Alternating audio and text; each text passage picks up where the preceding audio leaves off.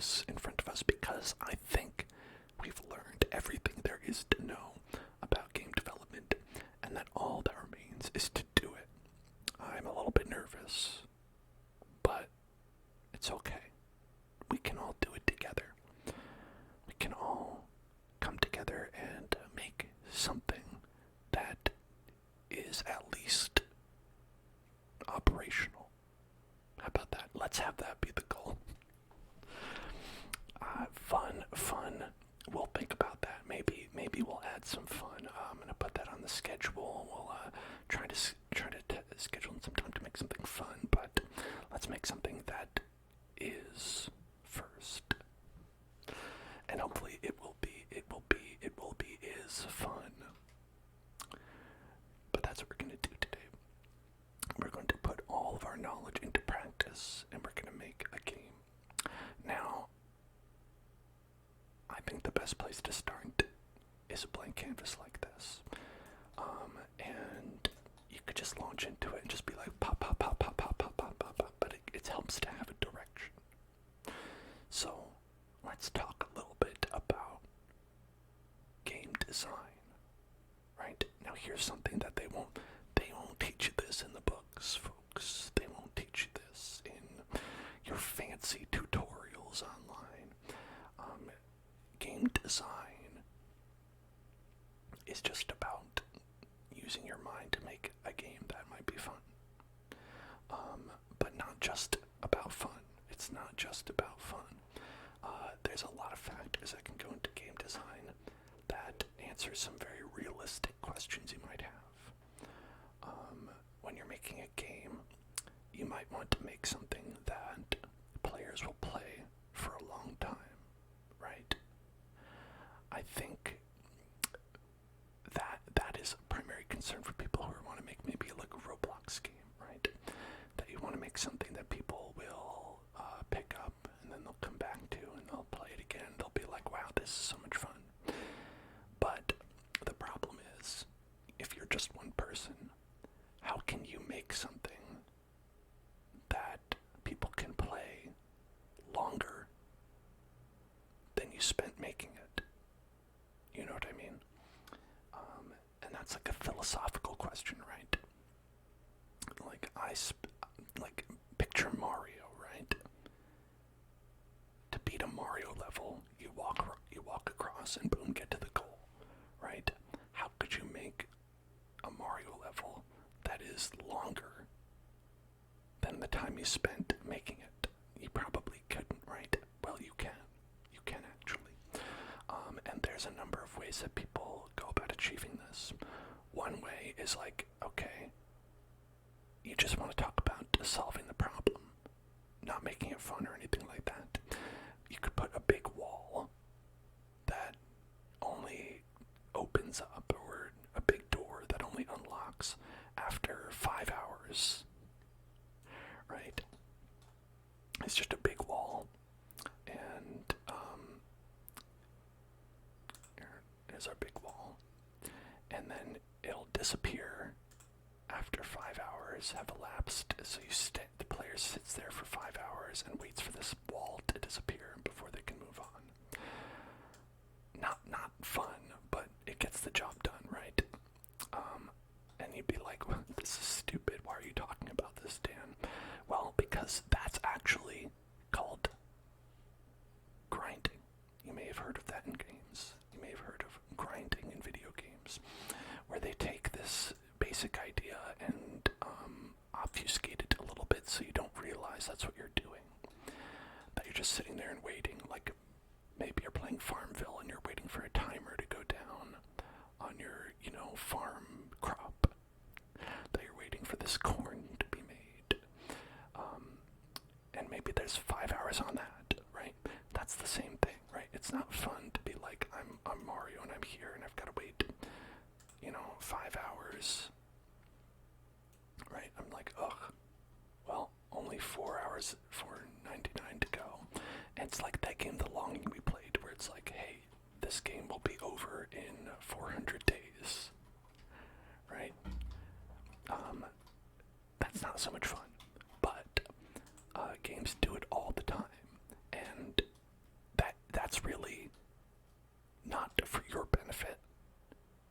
It's for solving that problem. How to make a game that people will play for longer than you spent making it. That's why you have grinding in video games. That's why, like, when you want to level up, it doesn't take like 2 minutes. It takes like 10 days, right? Ultimately, that's why that exists. And so, oh, hello, Legitorium. Oh, and hello, Boss20D. How are you doing? .NET is beating you. Damn. I always knew that the .NET would be the downfall of society. Those vile .NET monsters. Okay, so there are ways of making the delay, right? The delay a little bit more entertaining for people than just a wall. But, picture that as one aspect of the game that you'll have to put in there. And then, like, you'd have a question of,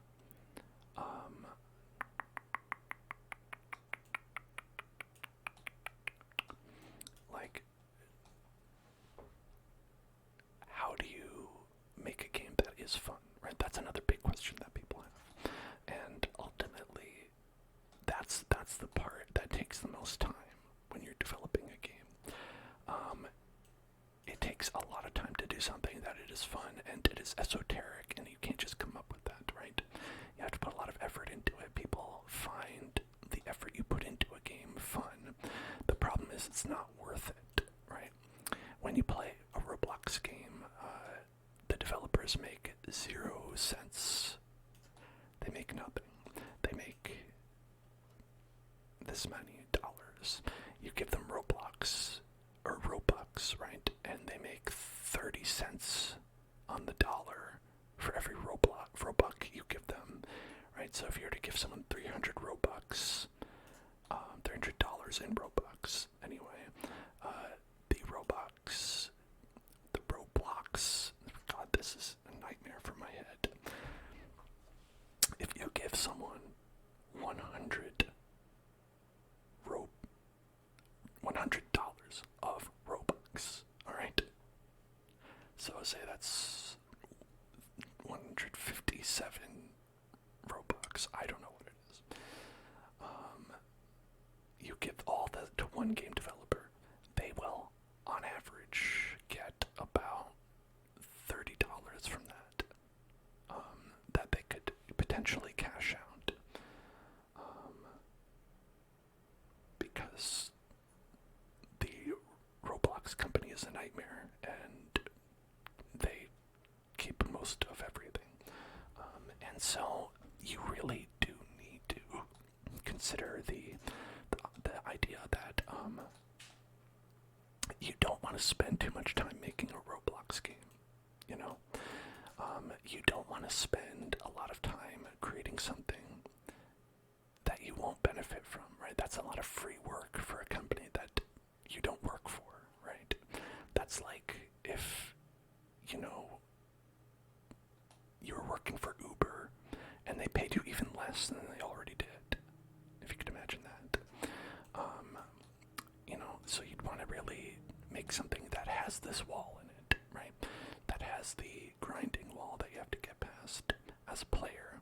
So they are having fun, but still spending a lot of time doing, bullshit. So that they're having fun that you can sustainably produce, right? And otherwise you're just going to have like a 5-minute game that people will pop into, then they'll pop out and they'll be like, that was fun, and then, never think about it again. Which is okay, but it's not going to be worth it in the long run. So those are your basic options that you have.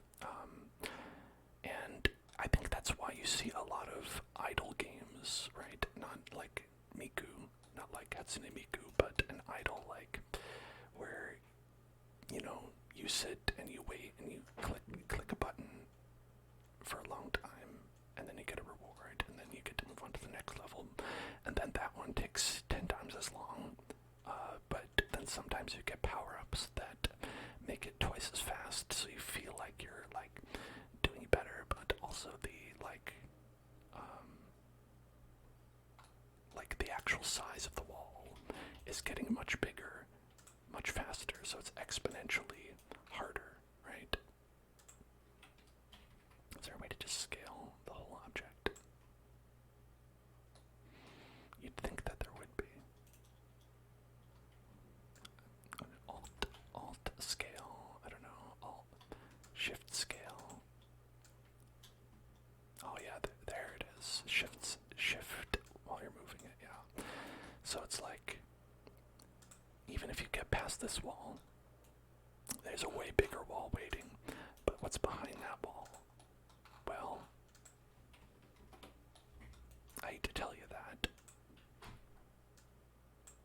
You might have already guessed, but it is a bigger wall. It is a bigger wall. And that, in a sense, is video games, right? That is what video games are. Because if you don't have a wall, people will be done with the game. They beat it, right? They finished. So with idle games, that's the gameplay structure. Is that one wall, second wall, third wall? In fact, I think we played a game that was literally this, right?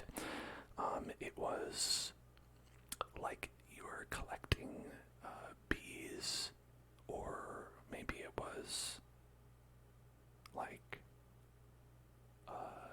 little mudkips, axolotls, or whatever.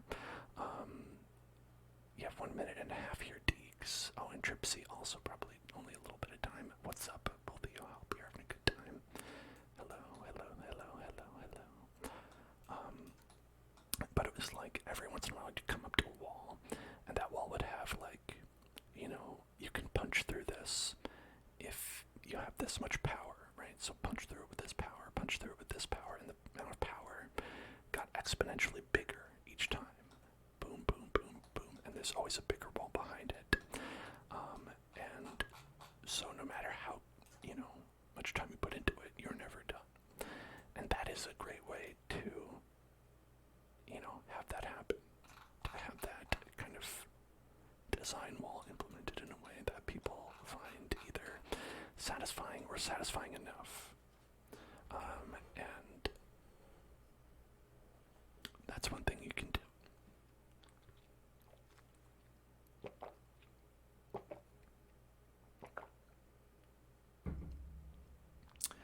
But that's not all that goes into a game. That's just about like what your design ethos should be when you're making something like a Roblox game.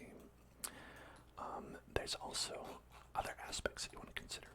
There are one thing that I think actually is very nice about Roblox, and one reason why I think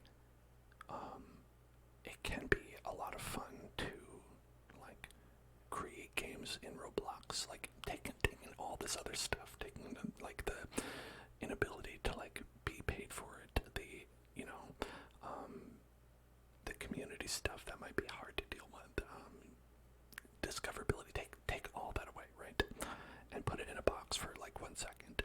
The reason why I think it's cool that Roblox exists is that it makes it very attainable to make a multiplayer system, right? You can play with other people, and you can make a game that other people can play pretty easily.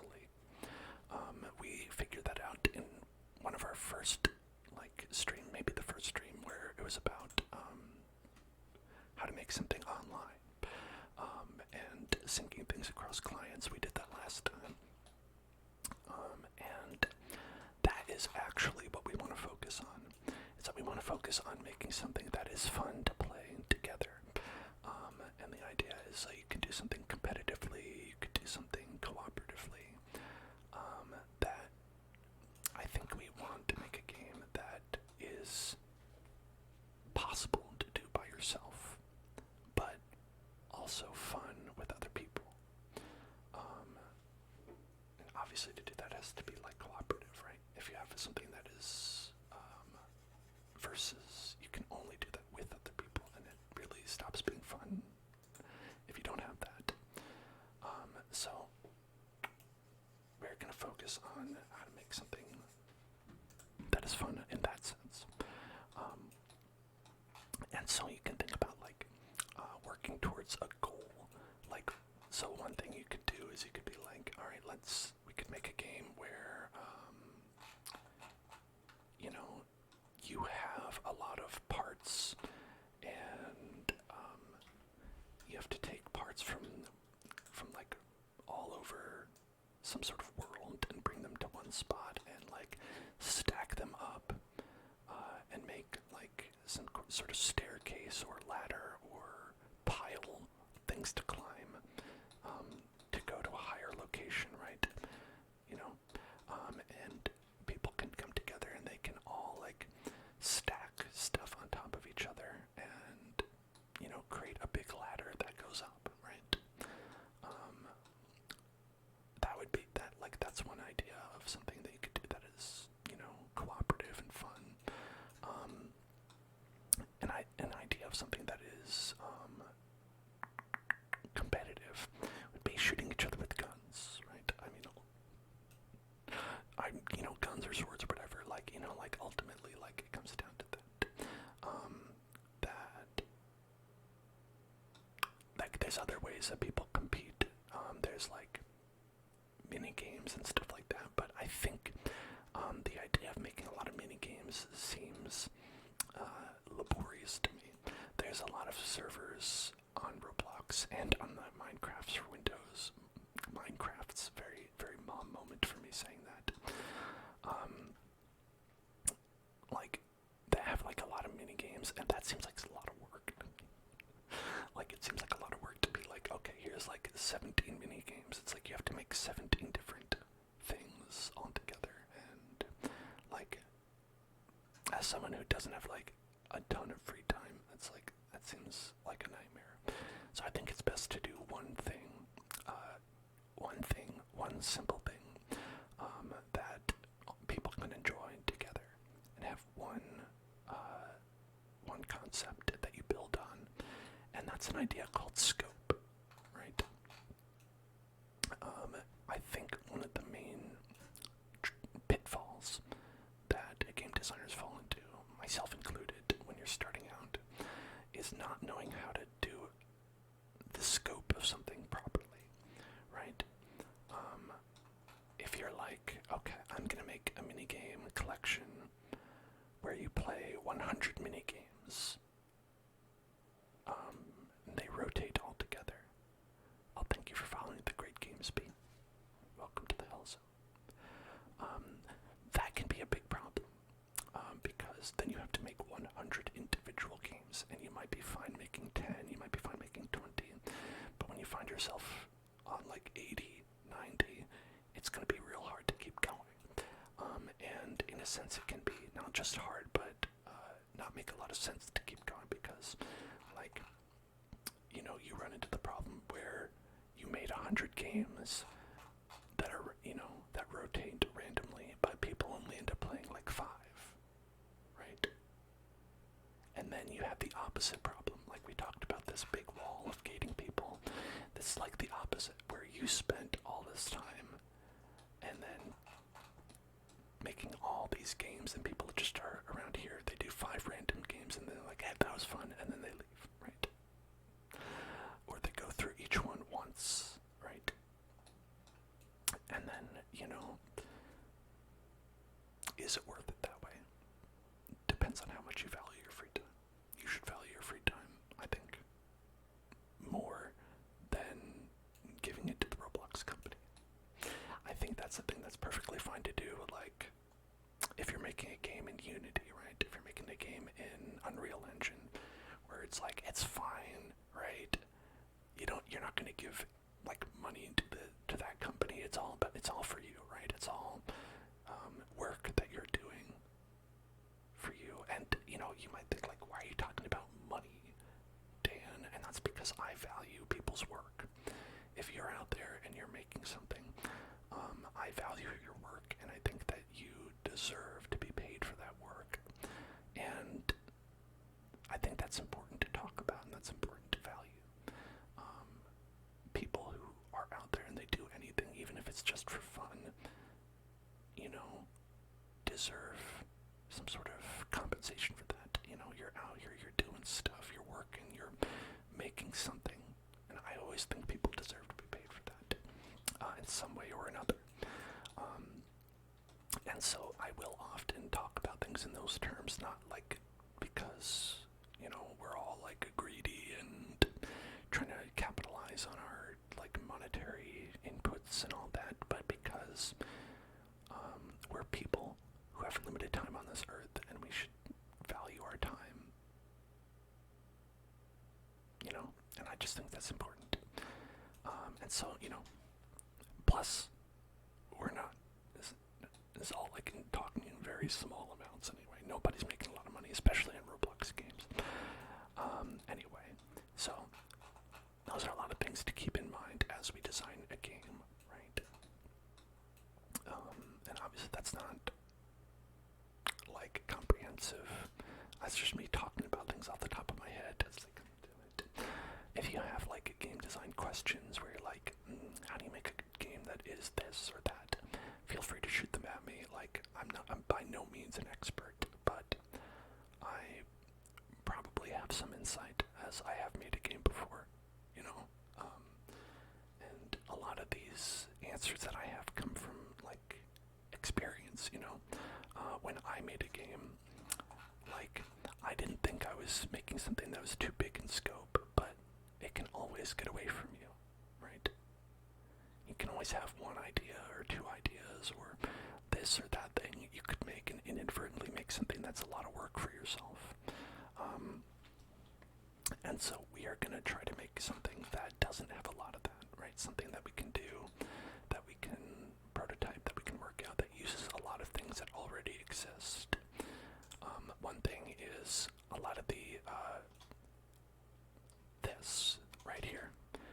So we have a character who can jump, run around, is customizable, has a health bar. We have a lot of those things in place. When you're starting out and you're making a game in, Unity or whatever, that's not going to be the case. Right? You don't often have that. In this case, I think it's smart to use that, right? Rather than go and make our own character who animates. That's not something that we're going to do, right? We're not going to spend a lot of time doing that. Ideally, we'll do very little to no animation. Maybe some, but, we're not going to be implementing, like, augmented breathing technology to be like, okay, when you're running, you're going to be breathing harder, so we're going to be, more breath is going to come out. Oh, we're going to make sure that we leave proper footsteps, like in detecting the soil type. No, it's not. We're not Naughty Dog here. We're not going to be creating the next great animation. We're just going to go with this little guy right here. Got to jump. It's not very good, but we'll take it. And I think we'll do a lot of that going forward. And of course, there are a lot of things in the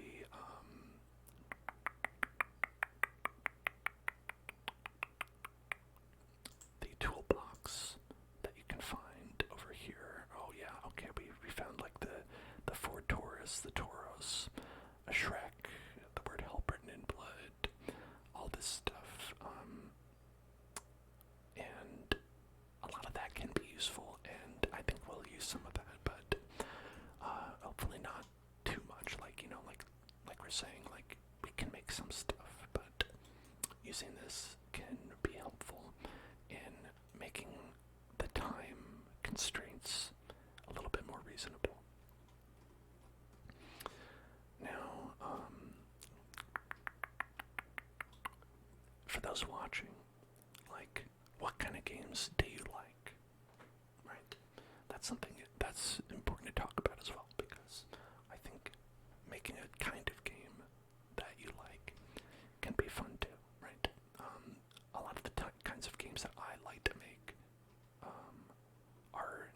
is the same as the kind of games that I like to play. Because a lot of the games I like to play, are things like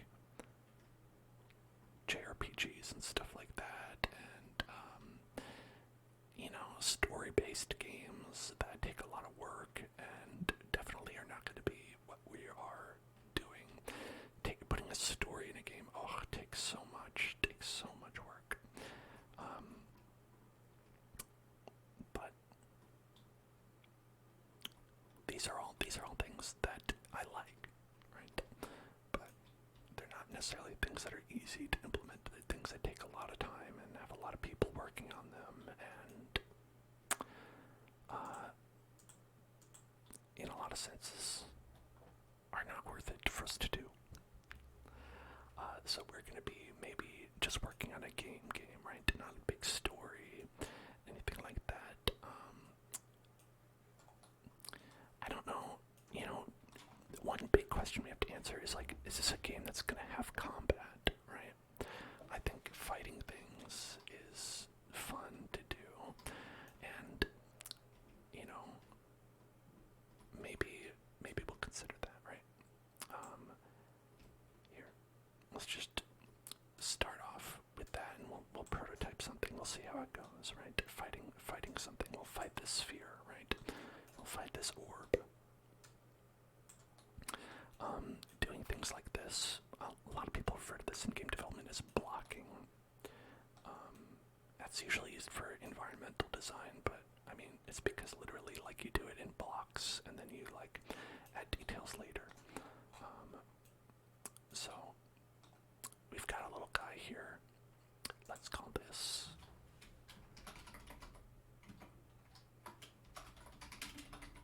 little guy. That's the little guy right there. And so we've got this little guy, and let's add a script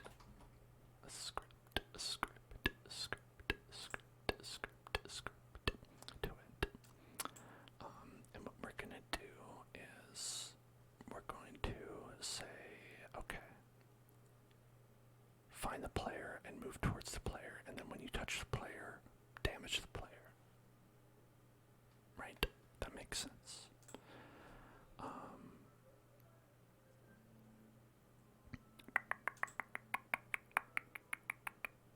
Okay, so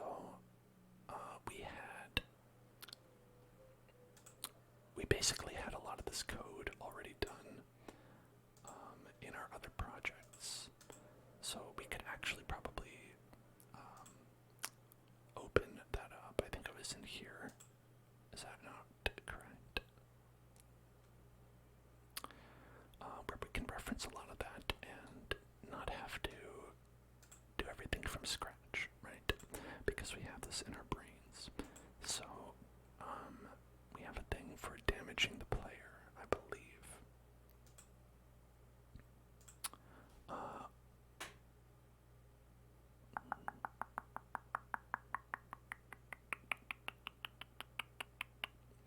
Alright, well, so let's start with this. Players. So if we were to get all the players, right? Got all the players. There we go. That's a good thing to start out with, right? We'll get a reference to all the players that we have. And then I think what we'd want to do is we want to look and we want to find which player is closest.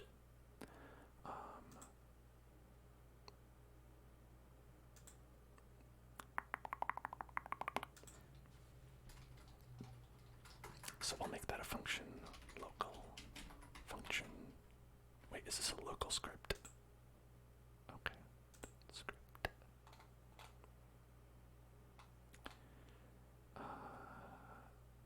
Okay, no. Okay, alright, so local function. See, that one's just called function. Right.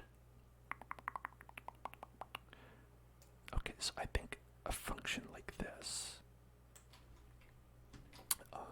is something that would happen across the servers. So it'd be like if you were doing something on the server, damaging the character for something like that. be something that you'd want to be a regular function, not a local function. But if you did something where it's like I'm the player and I fired a weapon on my end, right? That would be something that is not necessarily like sent to everybody. Well, it is sent to everybody here, right? But this part happens locally and is sent globally, right? So we have something like that. Okay. But anyway, so we have things like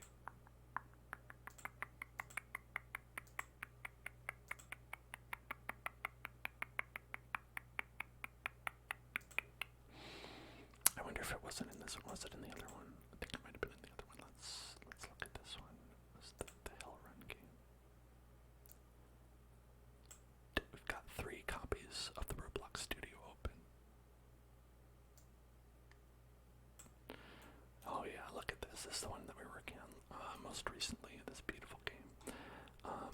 Now, okay. This is a good starting point, actually. So we had this script where we have lava, right? And then this is where we touch the lava and kill the player, right? So for this, basically we want that, except instead of the lava, it's going to be a sphere, right? So there's going to be a sphere that when you touch it, it hurts you, right?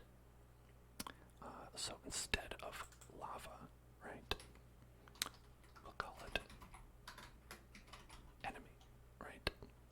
Local enemy is script.parent, and so that's going to be this little guy, right? And so then local function will be not kill player, but we're going to call it damage player. Damage player.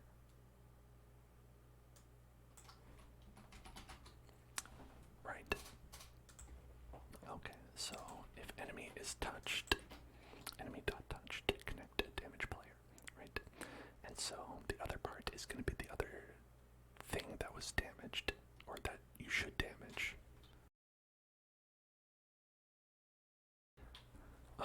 And so we're going to do that, and we're going to, yeah, so other part dot parent, local humanoid point, part parent, find first child, humanoid. If humanoid, then humanoid, dot health, okay. Minus equals laser damage, right? So that's what we had here, and the other one was, instead of killing them outright, we had minus equal laser damage, right? And so then we would find that, and we'd say like, okay, what was our laser damage that we had?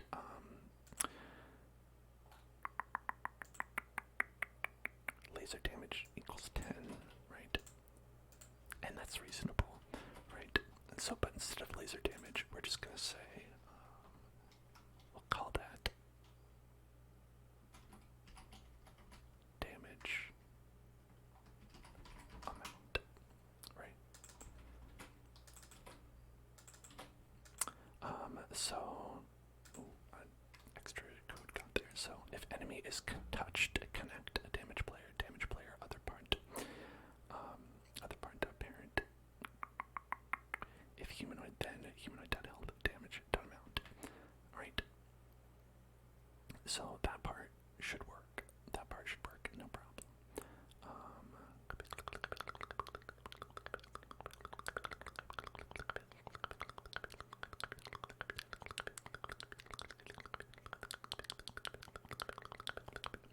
Now this part is a little bit different that we had, and this because with that,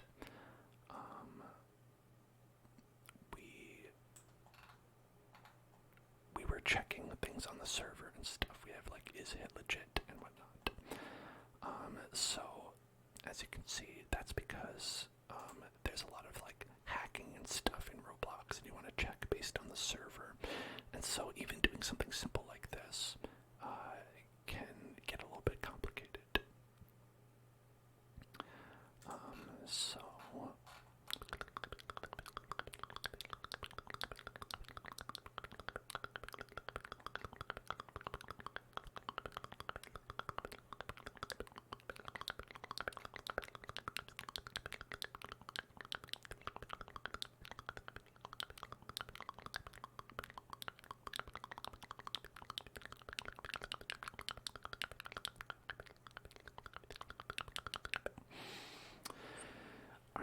now this is the newest stuff that we have, like this events folder, damage character.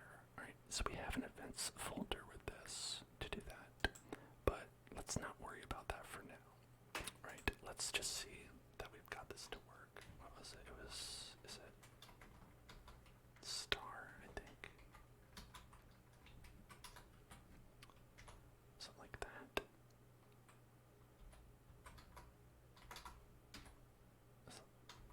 I forget how you like comment out code. You know, well, we don't need it. Right. So,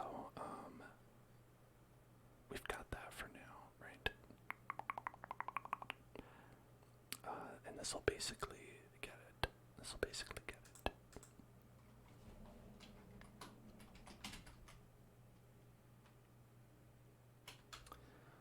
And we'll call this script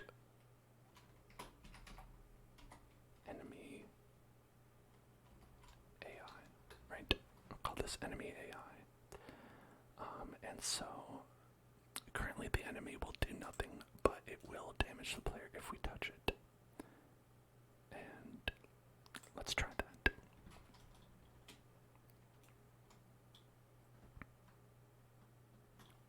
Why did I put it so far away?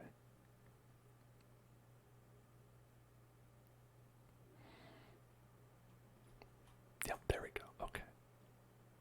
Don't touch that ball. Don't touch that ball. Don't touch that ball.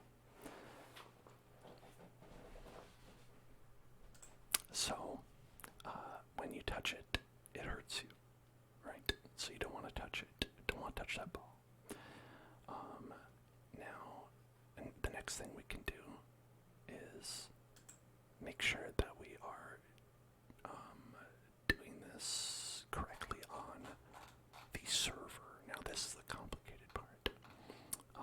That we were. Now, where is this server laser manager? Is it in service? Server script is service. Server script service. So that's, if we put that there, script in server script storage, and we do,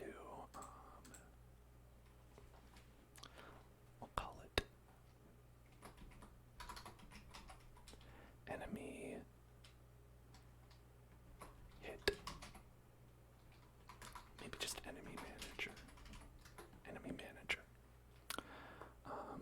to be like this. So,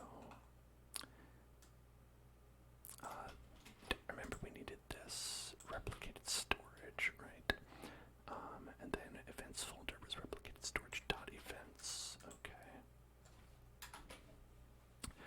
And let's see. Replicated storage dot events. Do we have something there? Events. Alright. We've got 2 events. So let's copy that over, so that'll give us somewhere to start. And we'll put that in replicated storage events, damage character, laser fired. So we've got 2 events that are here, right? We've got the event damage character, and we've got laser fired, which we don't have lasers, but we do have a damage character thing. So then that's why you have this connect events to appropriate functions, so that when we do something like damage the character, we actually want to have that interact with the server. So we're going to connect it to damage character on the server, right? Okay, so we have something like damage character right here. We have the player who fired the character to damage the hit position. So then we might want to go with the, instead of player fired, it's going to be enemy. Let's call it attacking enemy. Attacking enemy. Attacking enemy.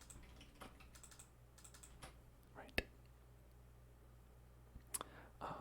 And so instead, we've got this function that will say damage character with that will pass into it the attacking enemy, the character to damage, and the hit position.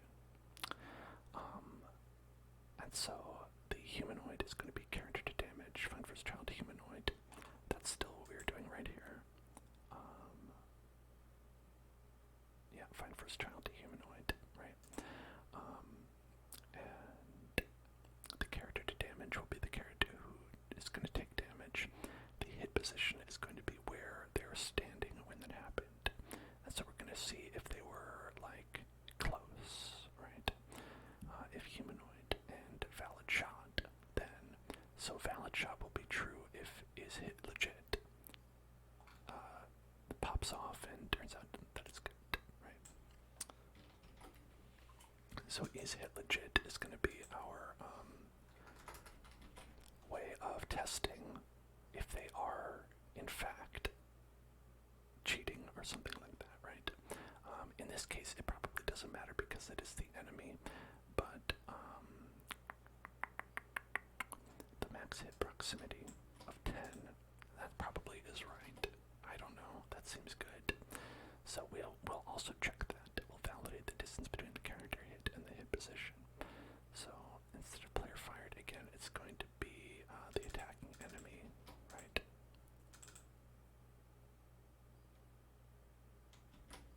So let's get that. Okay.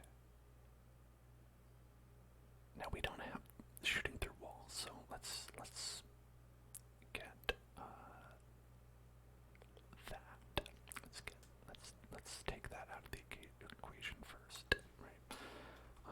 Because that's not really relevant right now. Okay, validate the distance between the character hit and the hit position.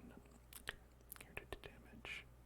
Humanoid root part position minus hit position to magnetic. If character hit proximity is greater than max hit proximity, then return false, right? Otherwise return true. So,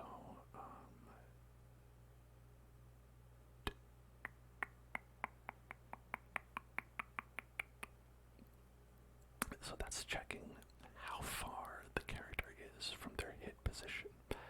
So if they're too far away, this won't count. And so that's just like a pretty quick check to make sure no one is damaging a player who is not actually nearby where they said they were hit. Okay.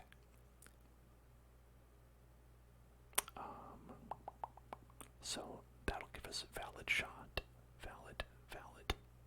I'll call it valid hit because this is not necessarily a shot. And I mean, it doesn't matter specifically what you call it.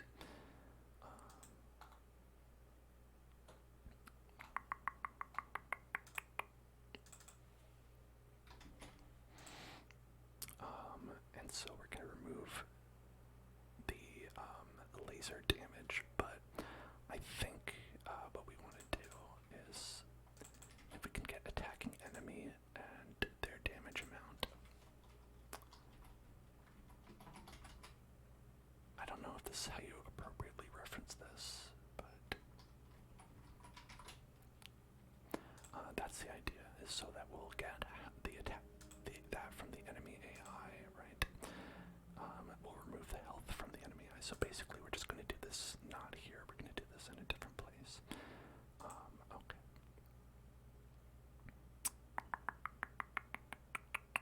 So damage character, attacking enemy, character to damage, hit position. We'll get that information, right? And we'll do is hit legit on it. Then we'll remove the health from the character. And does that just work? Do you think that just works? Let's see.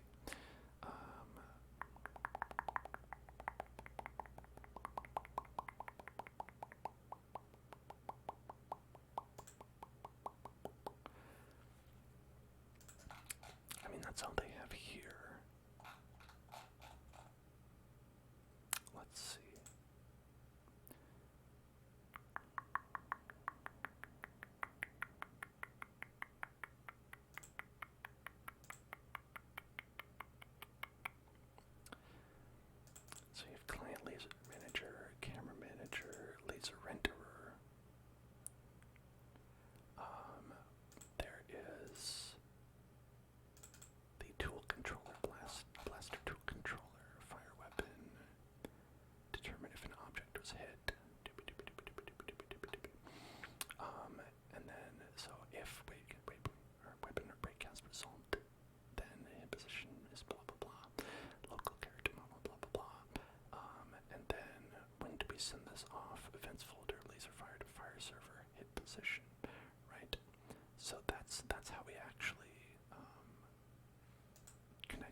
laser fired.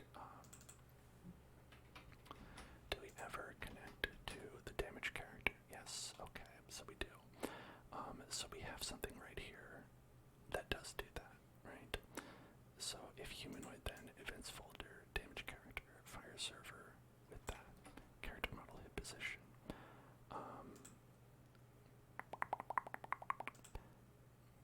Okay.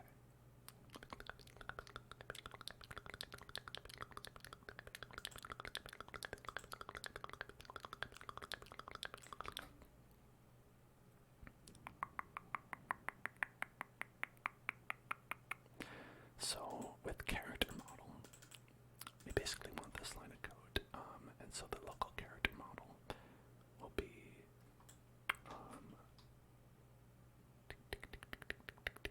first ancestor of class model, right?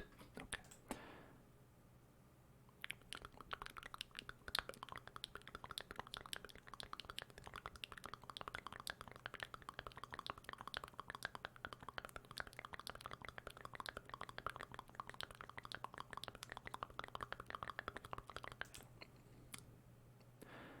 Now, we're looking for the model, so why don't we do,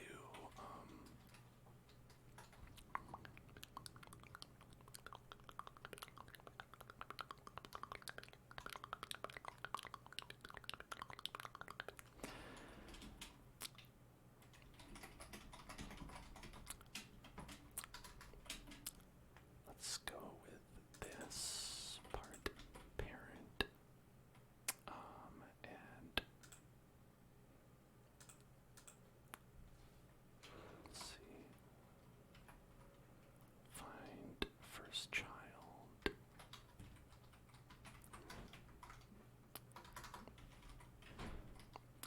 Okay, yeah, they're doing it in a little bit different way here. With the character model, find first child, humanoid.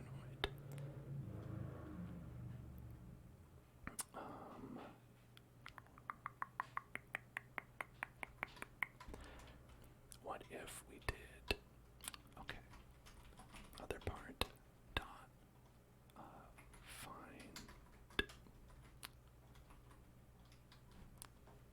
the ancestor, find, okay, find first ancestor of class model. Does that work? Right, so that'll get us the character model, and then if character model, then do this, right? So if we're able to get a character model, then local humanoid equals character model to find first child to humanoid. If humanoid, then events folder, damage character, right? Bop, bop, right? Okay. And that's because they just add an extra step for that.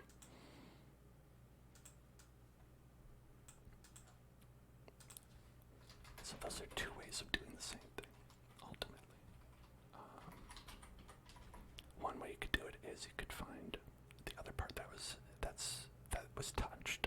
You find the part parent, and then you find the first humanoid child of that part parent.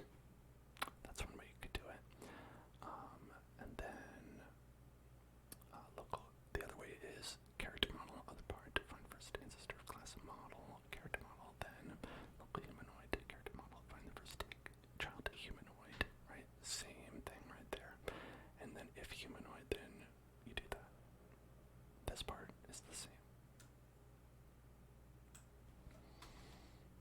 Okay. And actually, I don't know that we're sending this all correctly, but okay.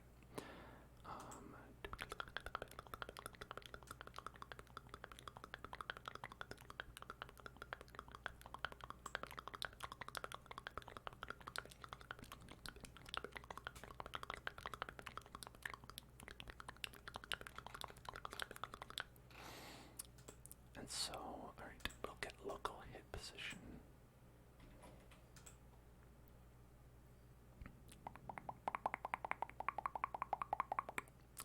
Damage character. Can we go to declaration there? Where is that? No, we can't. Right. Be too easy, I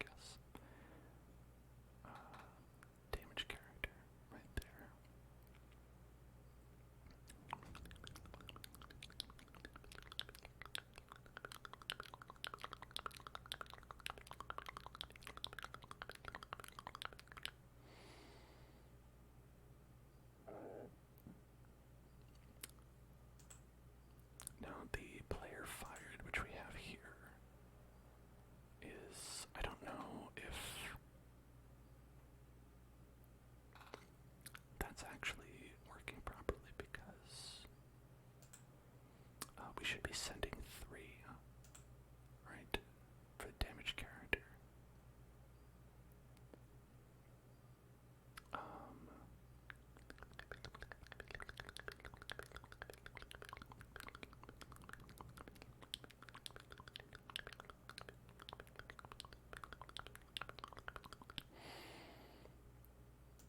Yeah, so for damage character, yeah, so it's fire server, character model hit position, right?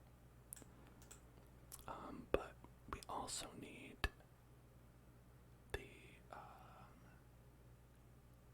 attacking enemy, right? The attacking enemy.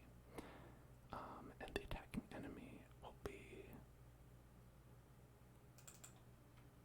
I guess we don't use it. Okay, I guess we don't use the attacking enemy part.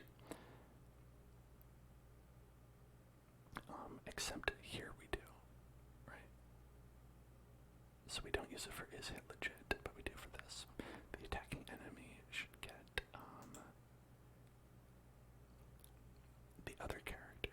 So that'll be basically this character, right? Okay, yeah, so character model is the character model that was touched, and so for this we should also send together, we should send the enemy, right? So that would be enemy, right? The script up parent. So the attacking enemy would be that. Attacking enemy,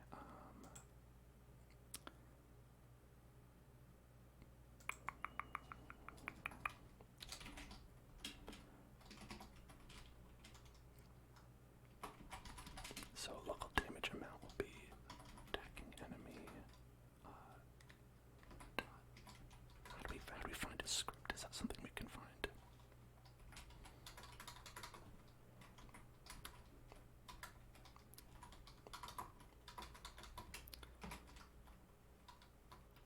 Fine. Alright, I don't know. Okay.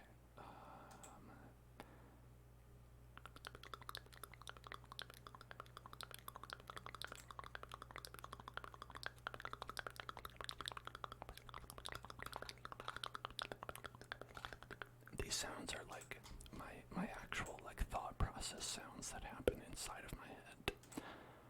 It's like I've opened up like a window, right here, and you can just hear it. Just pop it off, and then you can just. So anytime I'm thinking, that's usually what it sounds like. Okay, so we have. I'm trying to think of how we actually reference a script that is on something. So let's look at a situation where we're doing that here. So how do we reference the tool controller, right? On the blaster. Tool controller. How do we reference the tool controller? Do we reference the tool controller in this?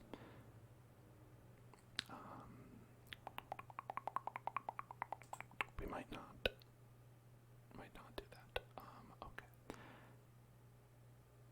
How do we reference the gold manager or server laser manager, right? That's something we do. I guess they do connect, right? Tool equipped, right, to that.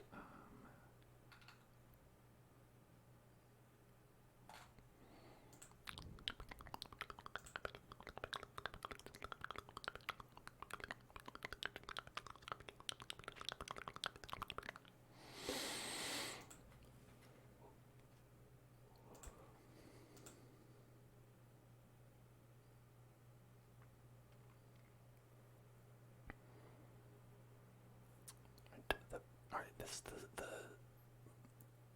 data keys. That's mainly for data keys. I think we must do it here somewhere. Okay.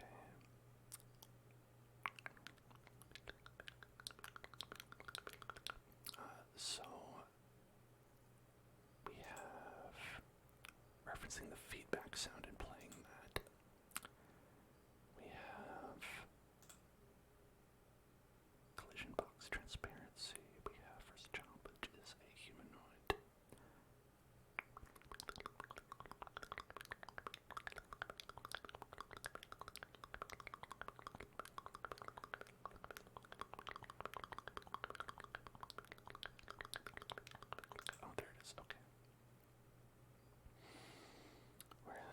laser trap, the laser trap, the laser trap, the laser trap. Well, that would be right here, right? Okay, laser trap, laser trap, laser trap, laser trap, laser trap, laser trap, laser trap, laser trap, laser trap, laser trap, laser trap.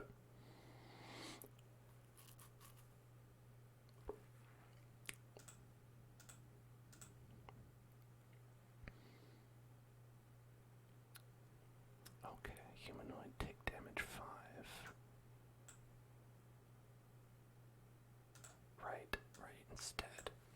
That was one thing, actually, I remember, is that, enemy touched, humanoid take damage is what we did instead. So it'd actually be like, humanoid take damage, and then instead of 5, it would be, attacking enemy, or, well, I guess damage amount, right? Because that's what we wanted to be ultimately. That way we could set, okay, this enemy does this much damage, that enemy does that much damage. So we can change that aspect of it.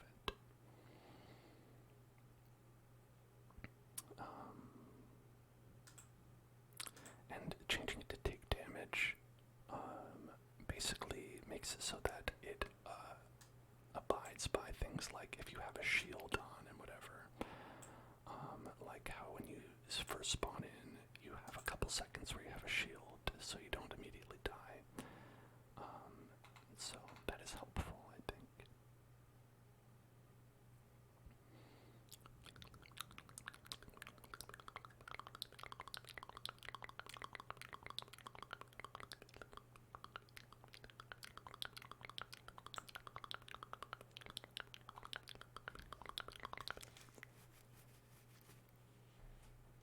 Okay, on player added,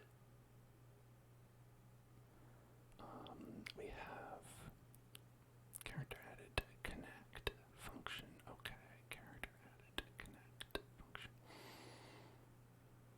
Why do they do this in such a complicated way? Like this is truly the struggle is like knowing what you want to do and knowing how you might do it in maybe I'll say a real system where what I want to do is I want to do attacking enemy dot damage amount, right? So we just reference the enemy and we just say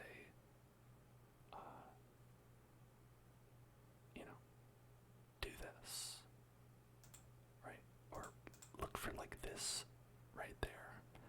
Look for that and get that. I guess one way to do it that would be easier, right? Is it'd be like enemy character model hit position. Is that we could do? Right, I guess we're not defining hit position right now.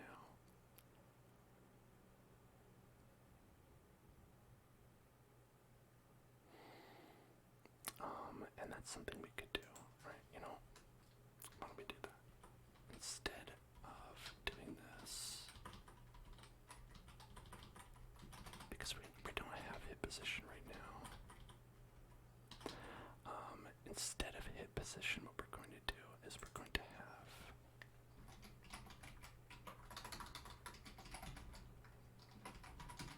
damage amount, right?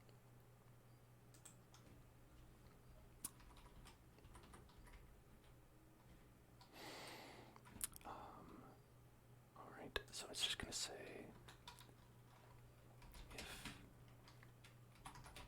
if humanoid, then damage amount.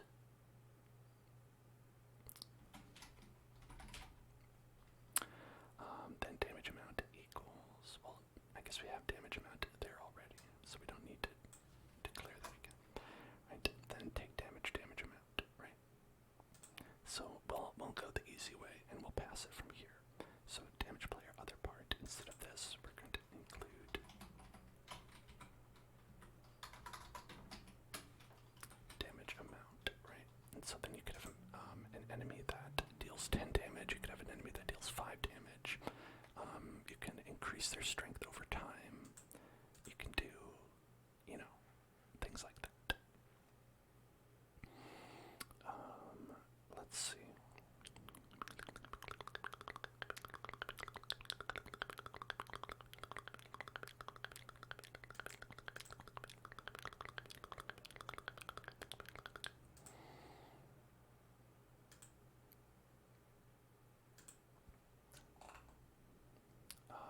We're going to call this a number. We're going to call it,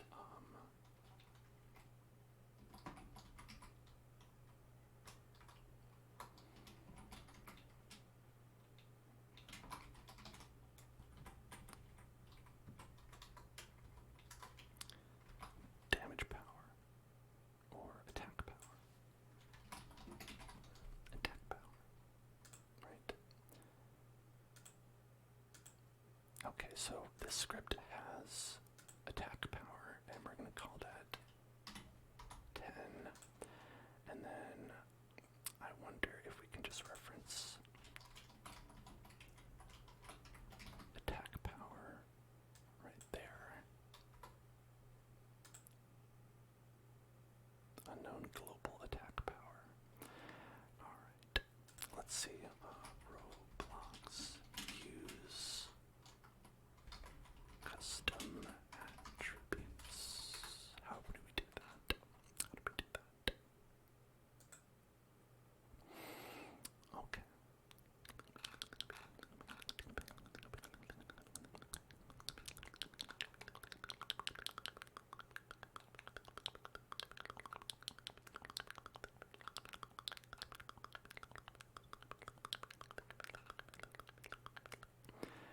So it would be get attribute and then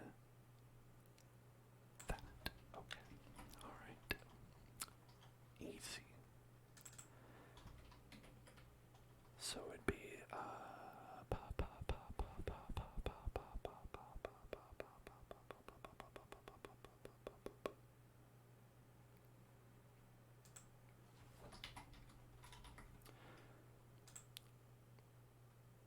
yeah, so I think if we do the script get attribute, script get attribute.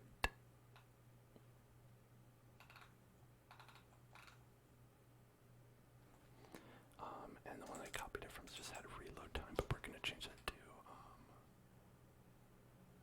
what do we say? Attack power. Attack power, attack power. And then this events folder thing that is right. Just gotta get that. Okay.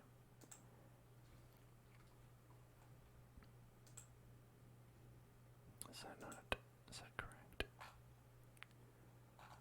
If we have this going out. Okay.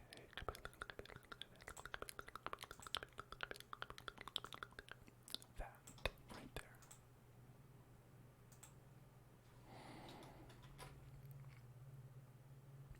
Okay. So right there.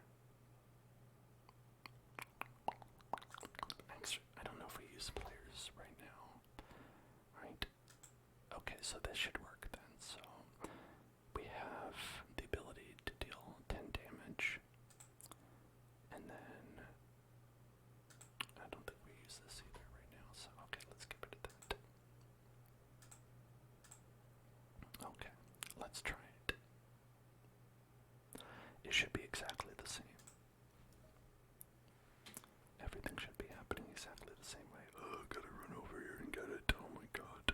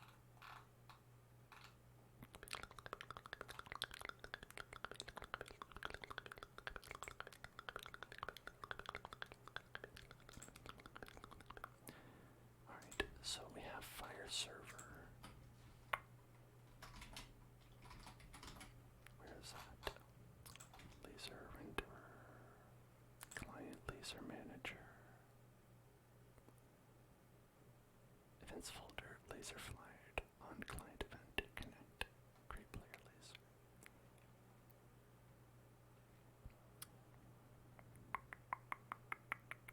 So if we do damage character on client event,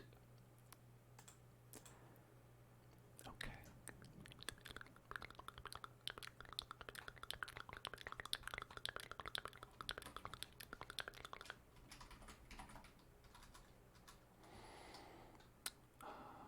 On server event, okay.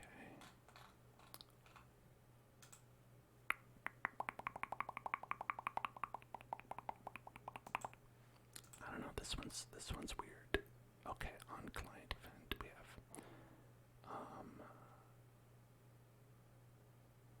create player laser, right? Display another player's laser. Okay. Boom, boom, boom, boom, boom, boom.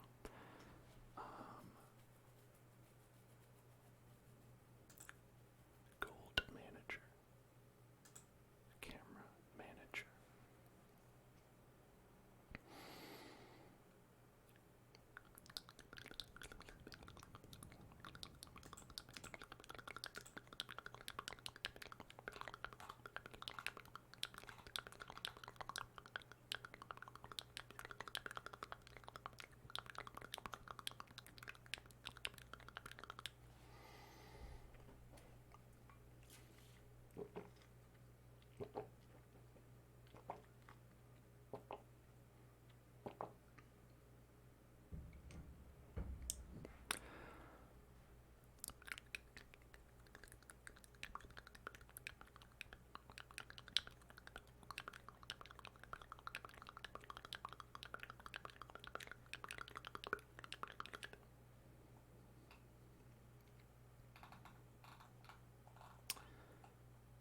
Okay.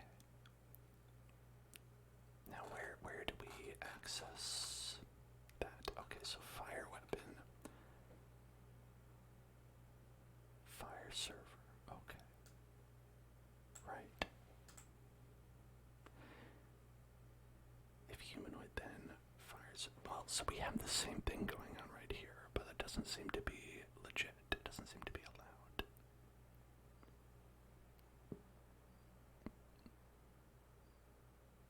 And it could be because this is a local script. Maybe. So we could do a local script. Let's put it on a local script. And then maybe we will take all this. We'll put it in here. We will delete this.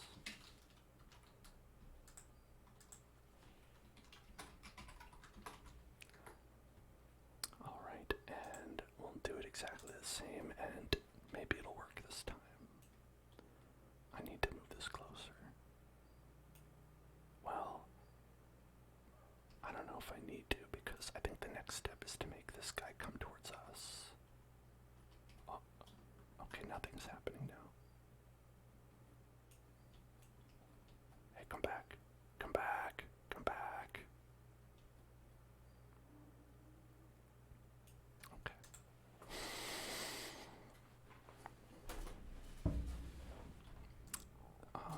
Yeah, let's move it. Okay, much closer. Much closer. Much closer. Much closer. Much closer. Want to be anchored so it doesn't run away. You can collide, can touch. And play. Let's see. We can touch play.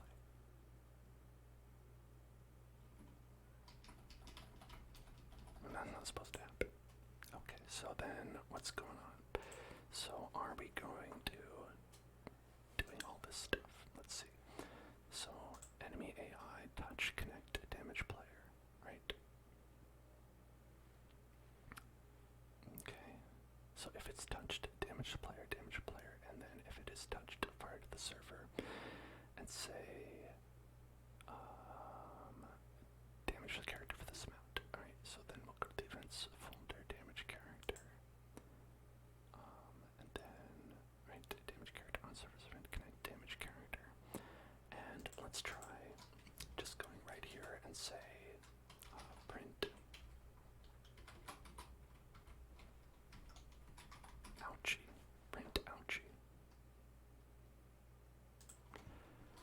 Okay, and then if we get print ouchie, that'll mean that it is in fact set. No, we're not getting print ouchie. Okay, so that's the problem. No print ouchie. So let's go one step backwards, and then we'll go here, and then we'll go. See print. I got touched. We'll say I got touched. I got touched. Alright, he's not understanding that he got touched. The enemy isn't getting touched. Okay.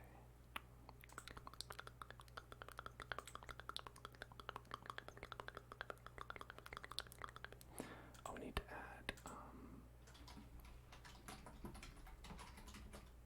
attack power. I'm gonna set that to be 10. Is that? Hold on. I don't think I did that right. Delete. Add number.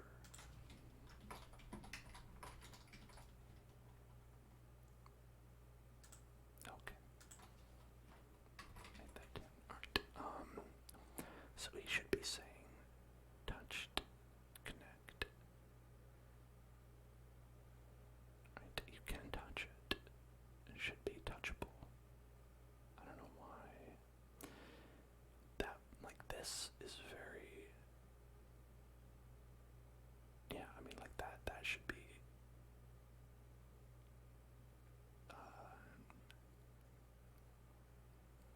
There's no reason that shouldn't be triggering.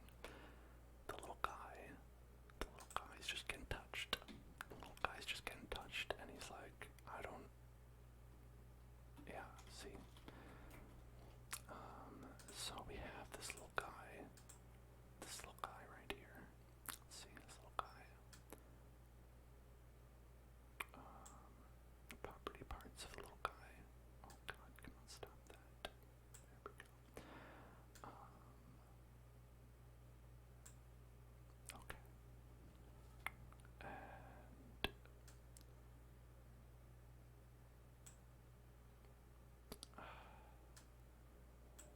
alright, this is fine. Alright. Can collide maybe? Okay, nope. And if you turn can touch off, that doesn't work.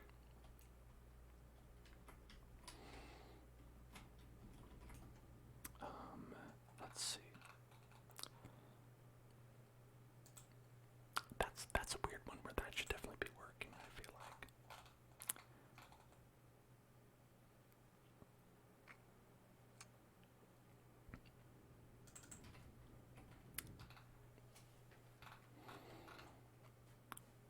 Because this one is just tool dot equipped, unequipped, yeah. Enemy dot touched. Connect. Damage player. That's one that we have in here. There's a lot of things where it's like, oh, this was touched. Lava dot touched connect to kill player. Now that's not a local script. That's not a local script.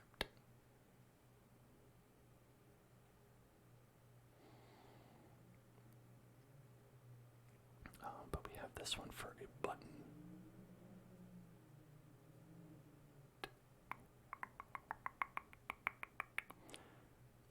The button that kills you, a kill button. Killing button, the killing button, the killing button, the killing button. Alright, but it should be similar in theory, right? So local button equals script.parent, local enemy equals script.parent, and then enemy dot touched connect damage player. And this one says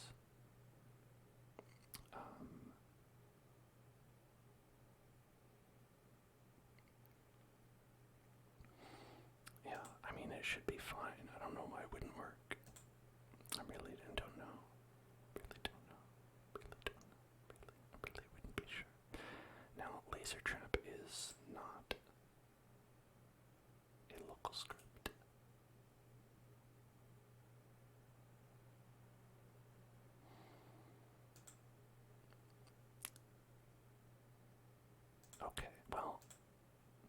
let's try this again.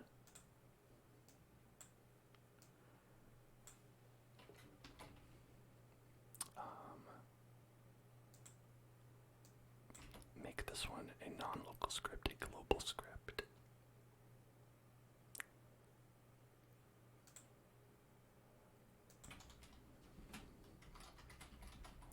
So we'll say I got touched globally, I got touched locally. So we'll see where we get touched, why we get touched, and how we get touched.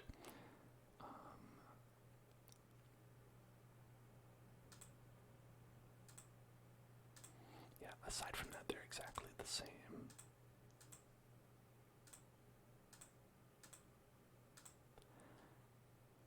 Then we'll also have an attack power to this as well, just so we're all the same. Let's see, number.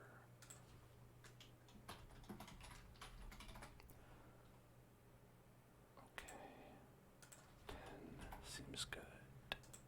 Okay. So who's touched? How are you touched? We'll find out. Okay. It says I got touched globally, so you can only be touched globally. That's the only reason it works. It only works in global. So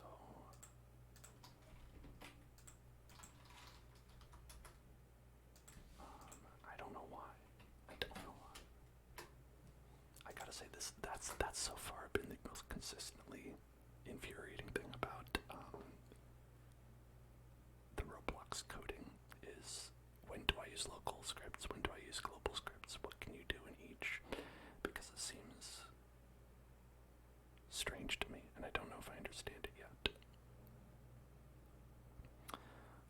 Okay, so we've got that. The only problem is that we cannot call fire server. Right? A fire server can only be called from the client. Let's see. Let's look up a fire server. Right?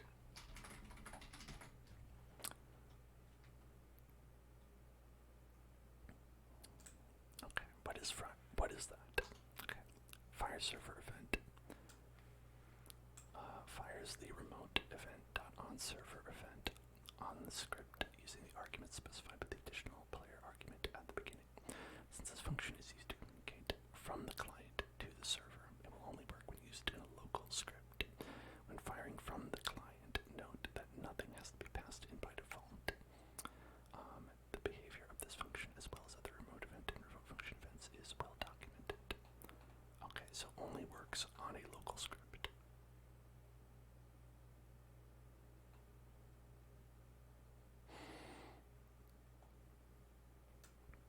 Okay, the server meanwhile needs to connect a function to the on-server event of the remote event. Okay, on-server event.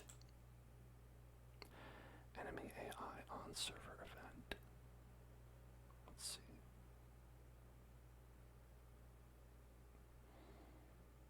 So, perhaps instead of that, we have an on-server event thing happen.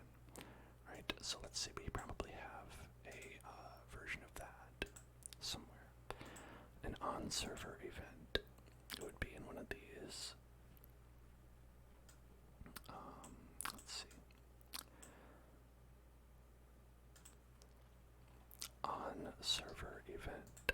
Look at that. Events folder, laser fired, on-server event. Okay, look at that. Alright. Damage character. On-server event. Connect. Damage character. Aha. Okay. Events folder. On-server event. Connect.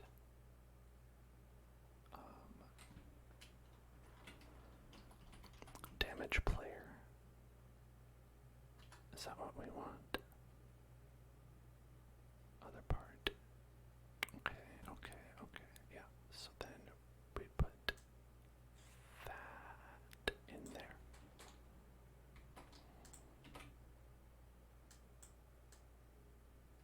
Okay. I think that works. unless it's too many close parentheses. No, that's probably the correct amount. Okay, so I think that works this time, because if we say since this is a global script, that means that it's on the server, and so when the enemy touches a player on the server, it communicates to the event that we have, which is damage character. Or damage player, damage player, damage player. Okay. And we have in the enemy manager, damage character. Oh, well, damage player is different than damage character.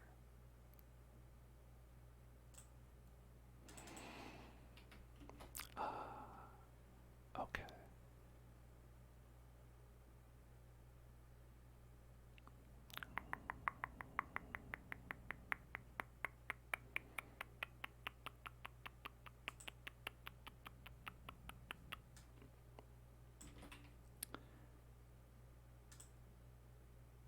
Unknown global damage character.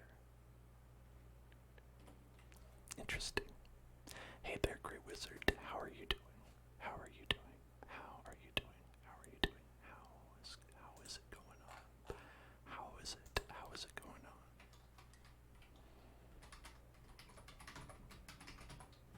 How are you doing? Okay.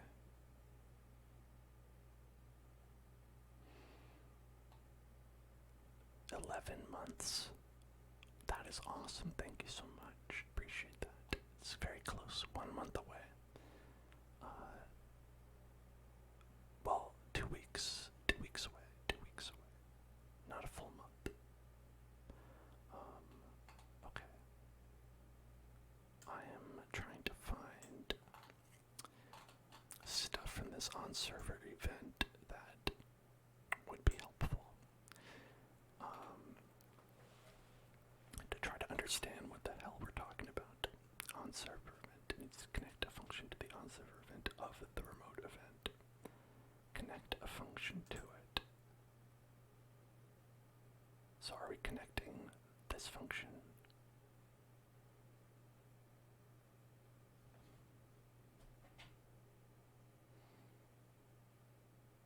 Do we not have to do this at all? Because this is a... Okay. Maybe the answer is simple. Maybe the answer is simple. Maybe the answer is simple. Is that maybe we can do this here, because the little guy can do it. The little guy can do it himself. Maybe the little guy can do it himself. Right?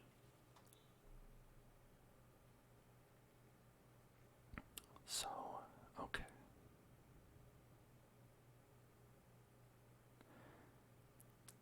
So we have this, then if humanoid. Why don't we do it like this?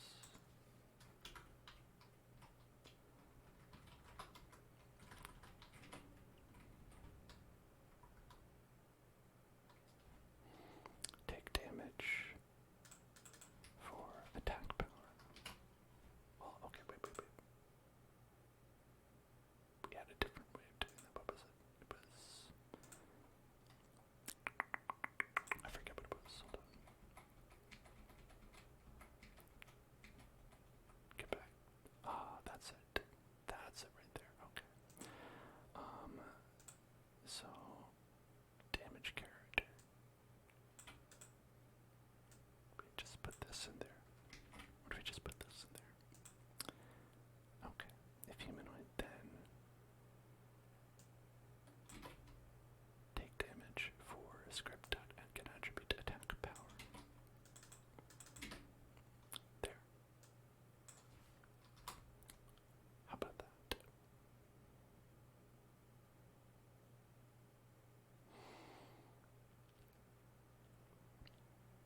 So we should be able to see if this works. I think that it will. I think that enemy manager maybe isn't doing anything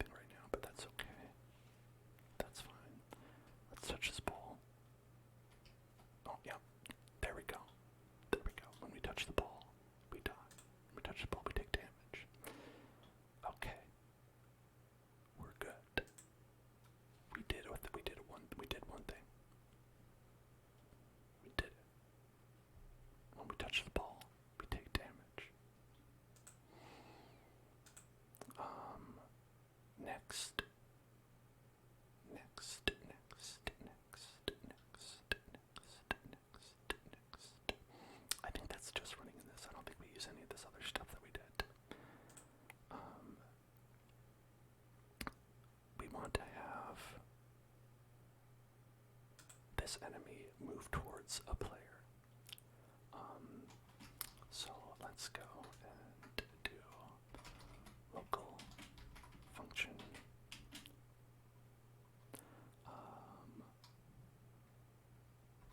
Move, right? Move towards, and then another player.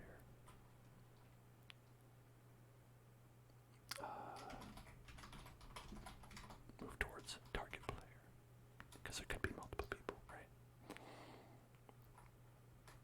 Okay, so we'll assume we already have target player, right? So then, target player dot location. How do we find it? Okay. I want to find players location. Player's location.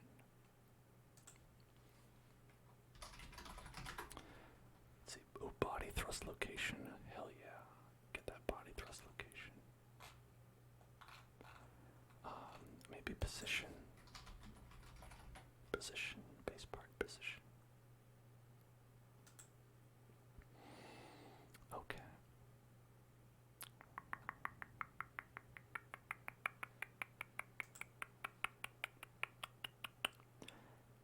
Target player dot parent.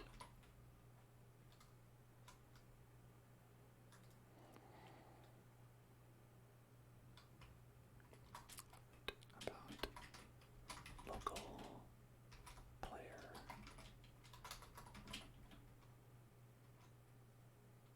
equals target player, and then player dot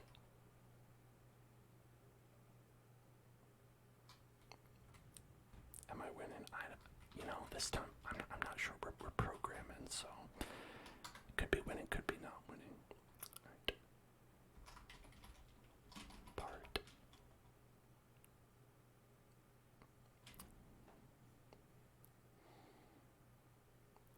Yeah, so we've got another part like this, right? So the idea would be we want to get that other part, the other part, the other part, the other part. So let's start with, like, let's say we have a player, right? We've got a player, and then target player dot player dot player player dot player dot player dot player dot player dot player.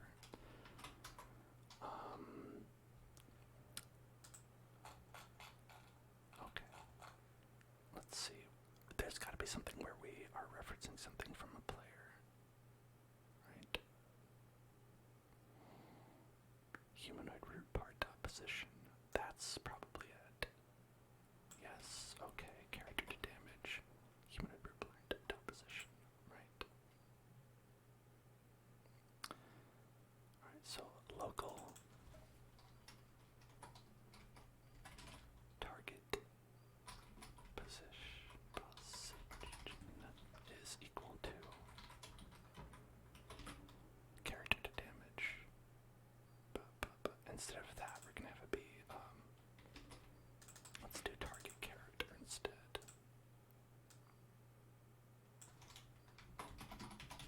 Because I don't know the difference between players and characters. I think it's like I'm the player and my avatar is the character. So maybe character is better in this instance. Move towards target character, humanoid report position. Okay. So we've got the target position, and then we want to move towards it.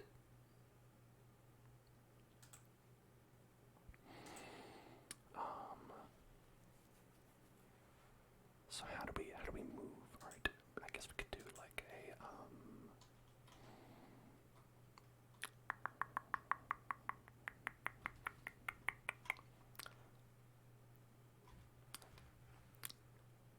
let's see. I don't think we did any moving yet. I don't think we did moving. So that might be one we have to look up. Alright. Move. Model.move, humanoid.move. Alright. Supersede by model.move too. Okay. Model dot primary part. Given position of a primary part has not been specified. Then okay, rotation is not preserved while moving a model with move to. It's recommended to use either translate by or set primary C frame if the current rotation needs to be preserved. No, you can change. So we want move to, move to, move to, move to. A simple two-part model is created and primary part is set and a large obstruction part is placed next to it. After 5 seconds, model move to is used to direct the model to move inside the obstruction part. However, as move to will not move a model inside of an obstruction, the model is moved up on the y-axis and placed above the obstruction. Interesting. Why is that the code that they used, or the example? Okay.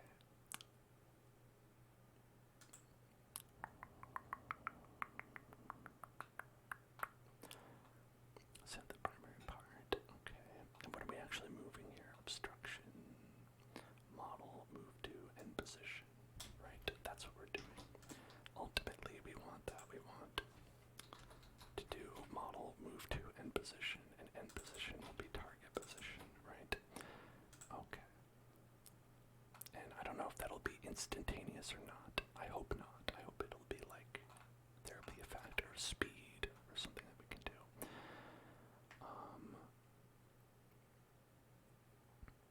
Let's see.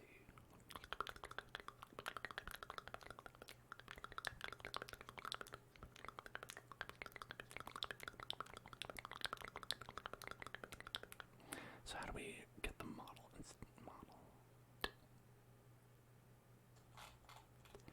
Function of model. Models are container objects, meaning they group base objects together. They are best used to hold collections of base parts and have a number of functions that extend their functionality.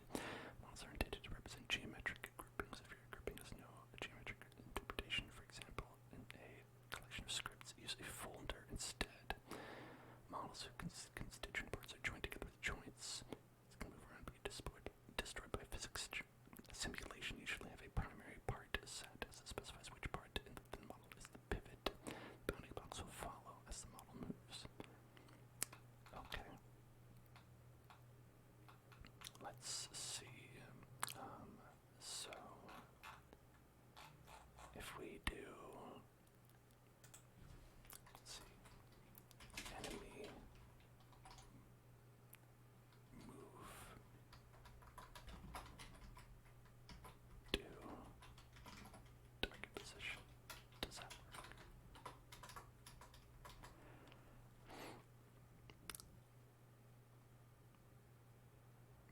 Let's see what that does. I want to see what that does. Okay.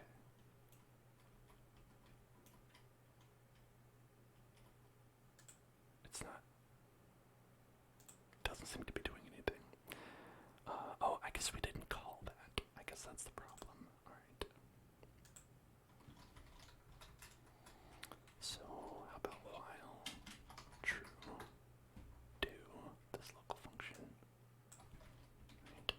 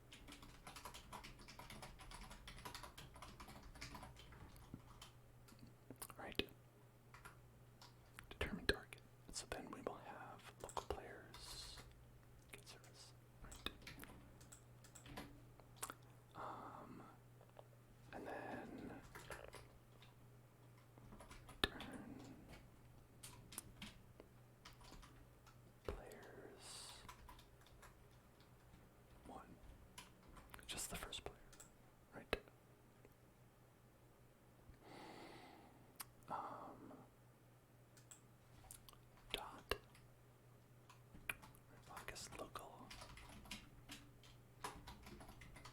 character equals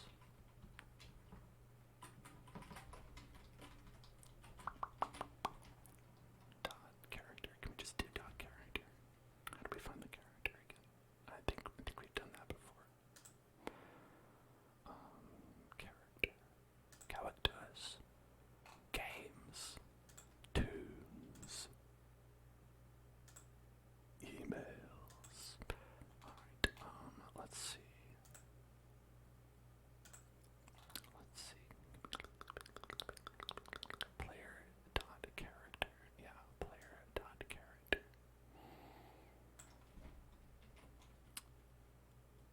Okay, so if you have reference to a player, we can do player dot character, and that will be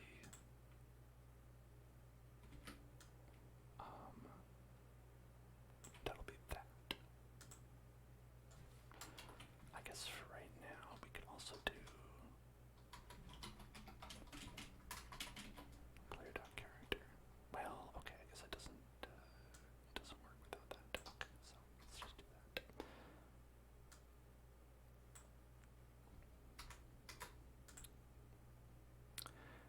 And then we can return character. So this should do a thing where target character will be determined as just the first one. We'll change it to be the closest one later. And then it will move towards that target character, who will hopefully be us. Nope. One is not a valid member of players. Okay. Then we'll have to do a for loop. I'll have to do a for loop. Where do we have that? And I remember they had a weird way of writing it. Their for loop. The for loop. The for loop. For loop. For loop. For loop. For loop. For loco. For lupo. For lupo. For lupo. For lupo. For lupo. For lupo. For lupo. For lupo. For lupo. For lupo. For lupo. Yeah, that's it. That's it right there. Okay. Okay, determine target. So, local and player list equals players dot get players. Okay.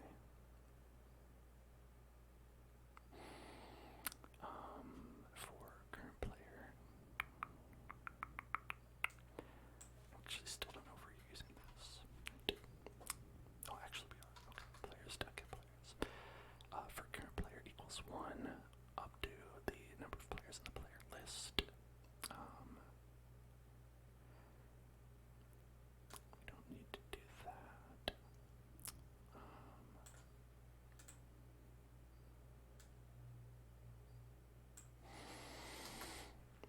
Okay, player attribute is alive. Then we will just do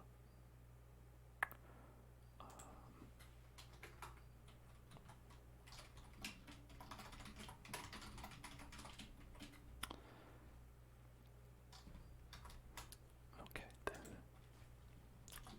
target character equals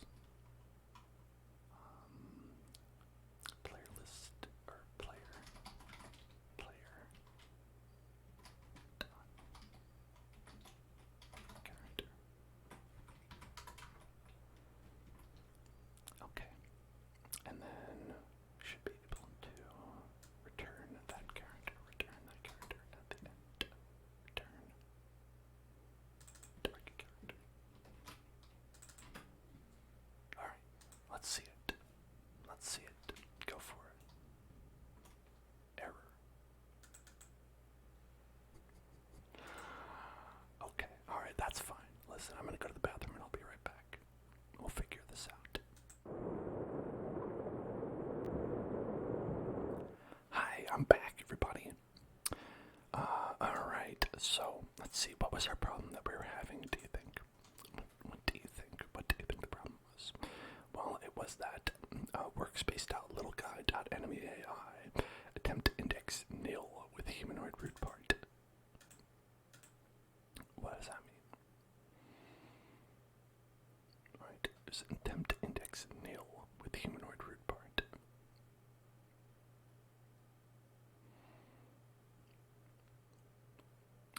So, was it like there was no humanoid blueprint? Interesting. Hold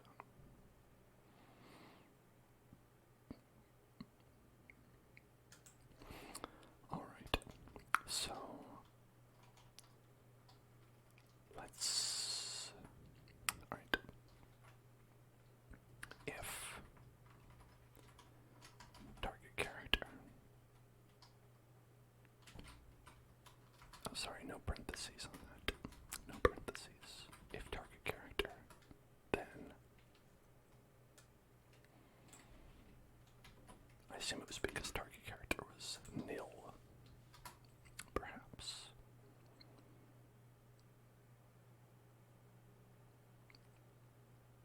Let's try that.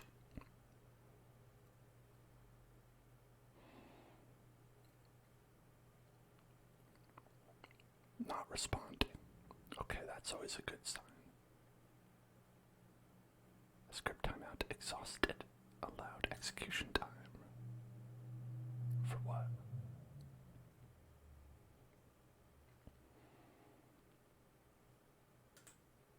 What happened?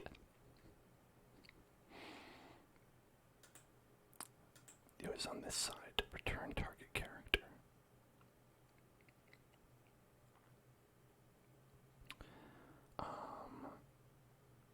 Well, maybe you can't do that. I don't know. Alright. Maybe this isn't the proper way to do it.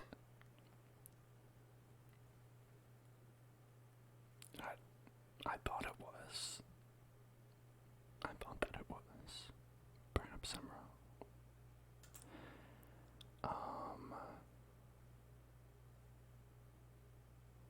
On character edit, like, is that not? Can you not have a return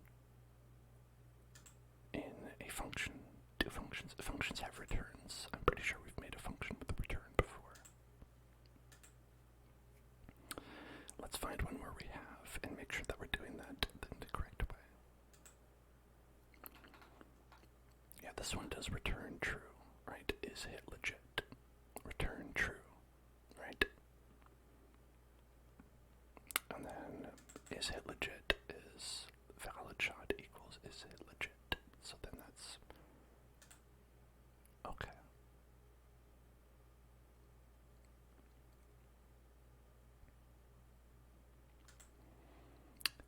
Okay, alright, okay.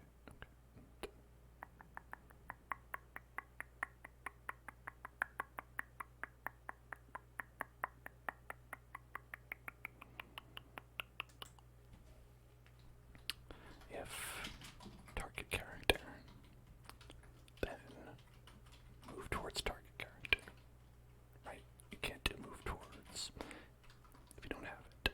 Okay, and so determine target, otherwise,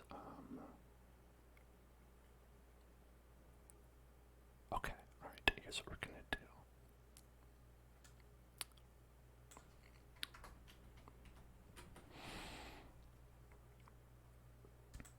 And then, alright, return target character.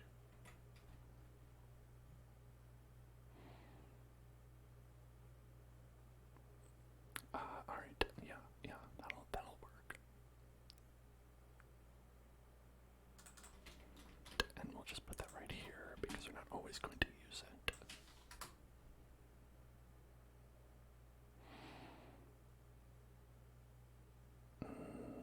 Actually, maybe, hold on.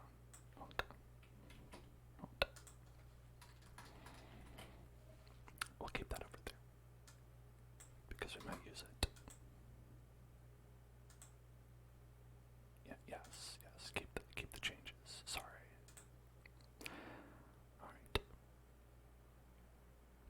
Alright, it's still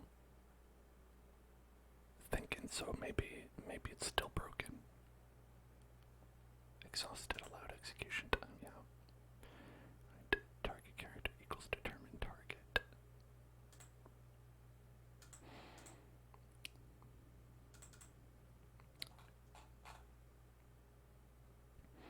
So we weren't able to do that. Okay, so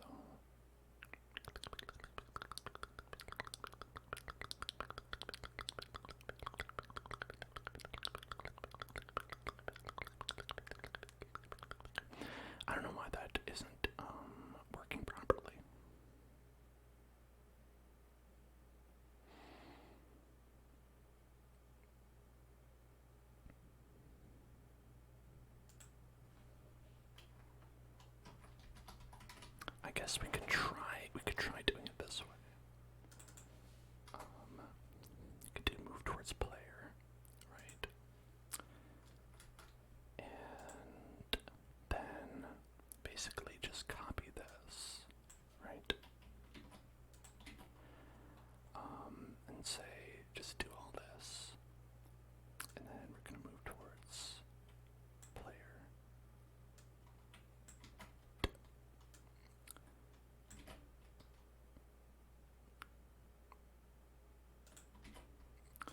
While true, move towards player, right? And then we'll have move towards player right there. And we'll have it determine the target right here. We won't have it return. Say, there we go, target character is player dot character. Then if target character, then target position equals this, and if you move to target position, right? Okay, so we'll do it all in one function, even though that's a little bit messy and I don't like to do it that way. Oh yes, please skip the changes. I keep forgetting to stop it because it doesn't work. Okay, it's still taking a long time. Why is that?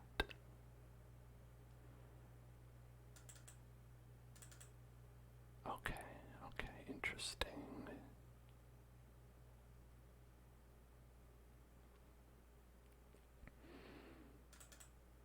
Little guy, enemy AI.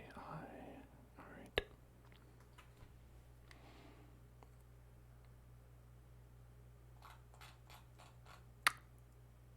Okay, let's stop it. Stop it right there. Let's do local target character, right? We'll do local target character. And then perhaps we can assign this target character once and they won't change. Or they'll change every so often, right? Where we won't be constantly calling this every frame. Maybe that's the problem. Maybe that's the problem. So we can do determine target and target character. Don't get that. Okay.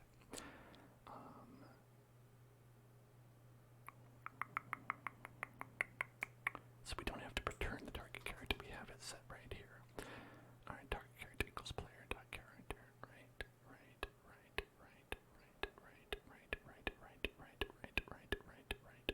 Right. Excellent.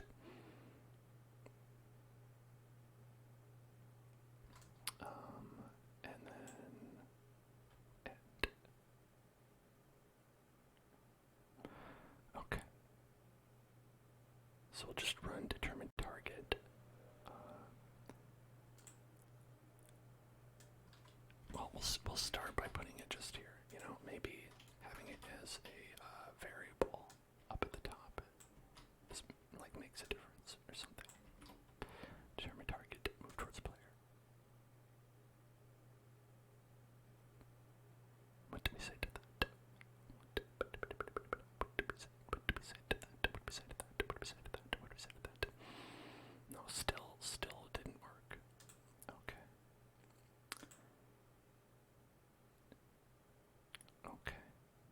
Alright.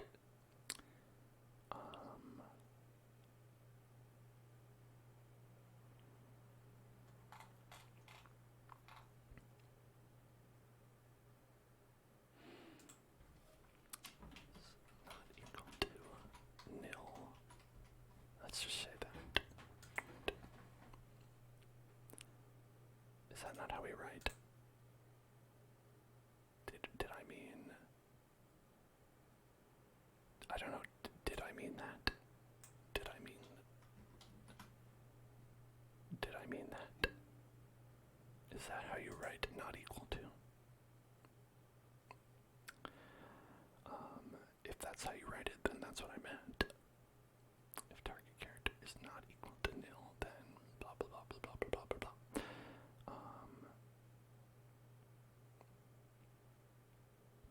Okay.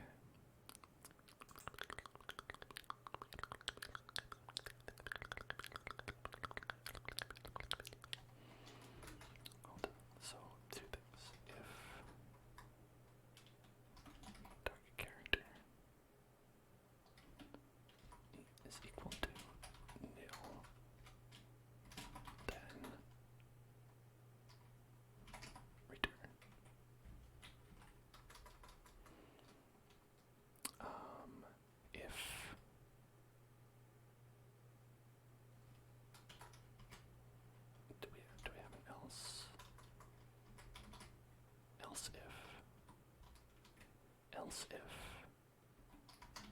target character dot is alive. Is that one we have? We had like an is alive thing, right? I think we had that.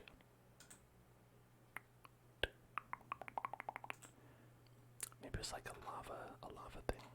Did we have it then? Like a lava thing, a lava thing, a lava thing.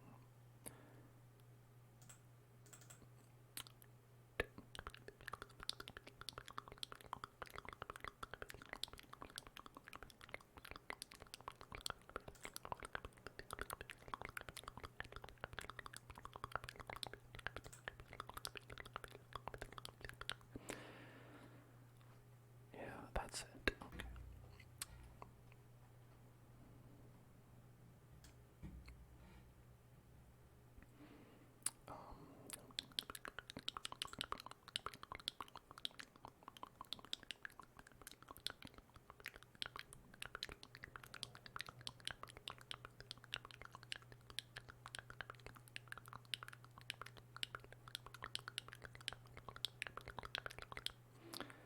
Where's the setup points thing?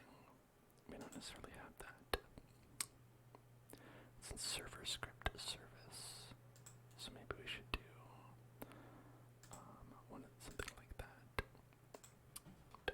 Do script.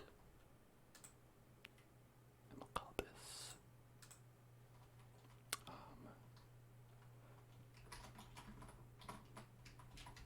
player setup. Player setup, player setup, player setup, player setup.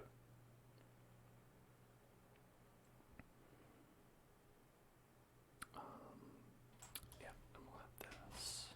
Alright. We'll not print hello world. Okay. On character added to character player, player set attribute is aligned to true, local humanoid, character wait for child to humanoid. Humanoid died, .connect function. So not this. We don't have points. We don't have points.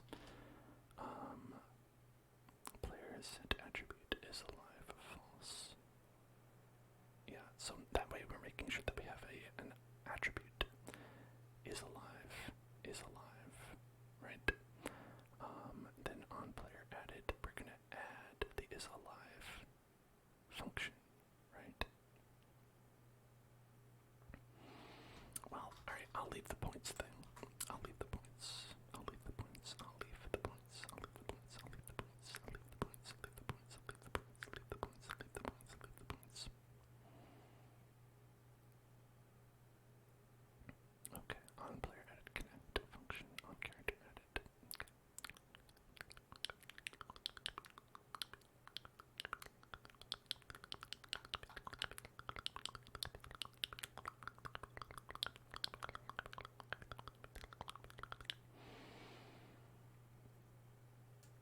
And that'll just give them 1 point while they're alive. I mean, we can have that. We can have that. Why not? For now, just keep that in there. But we're going to get rid of the part where they take damage every second. Right. Okay.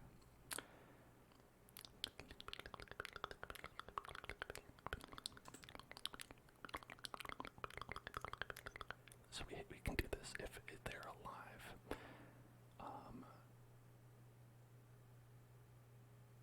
Yeah, that'll make it so we can do that.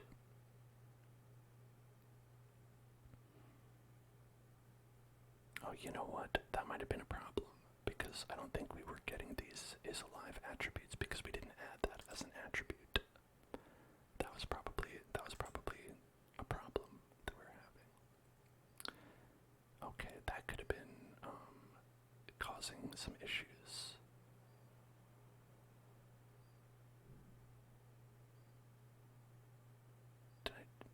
Line 56, well, true, I don't know, did I? I don't think I forgot it. Okay.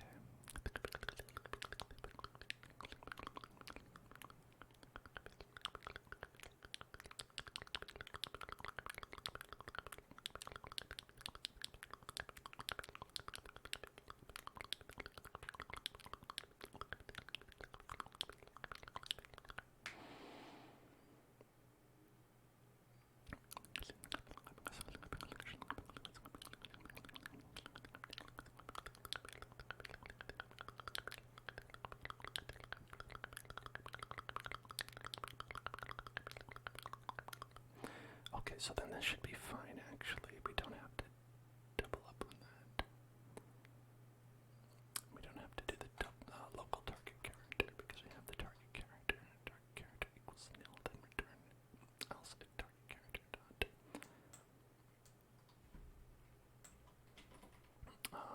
Right, because if they are not alive, right? If target character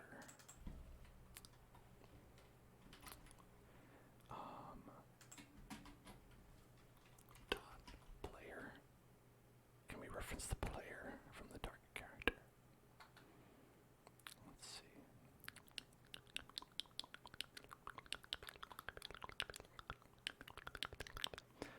Alright, let's actually look that up.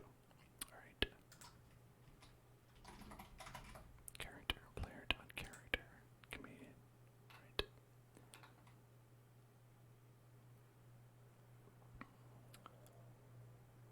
Character equals I'd like to know.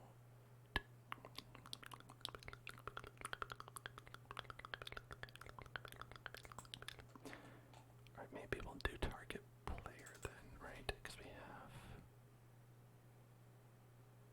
that and we can easily reference that. So target player, let's do target player. Target player, right? And so then,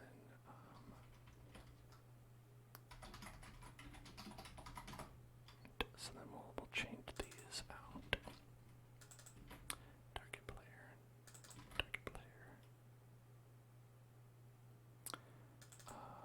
Target player, target player, target player, target player.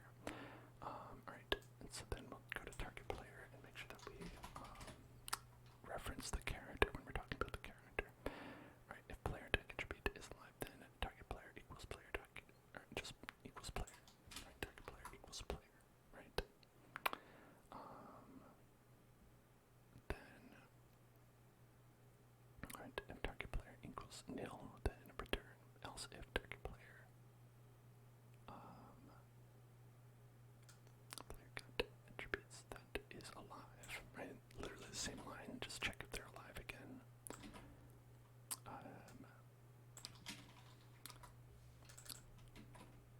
Target player target attribute is live, then target player equal, then target player, well then return again. Okay, so we have that. Move towards player. And then if target player is not equal to nil, then move to the right location. Right? So get rid of that. Okay, good.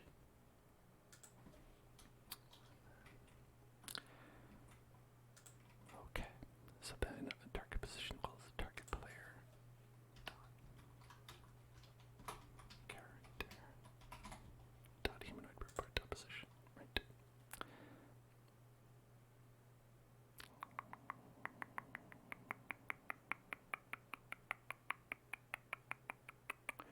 Why is that not expected?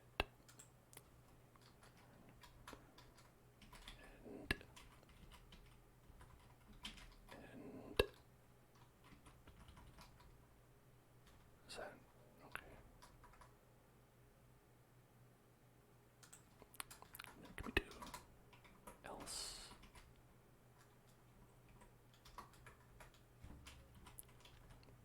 Else and else.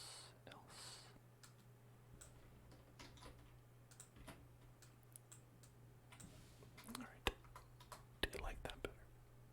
Do you like that? Is that fine? Is that okay? Does that go well? Okay. I think it goes okay. Let's see. Oh, it's still thinking about it. Okay, this probably is gonna do the same thing.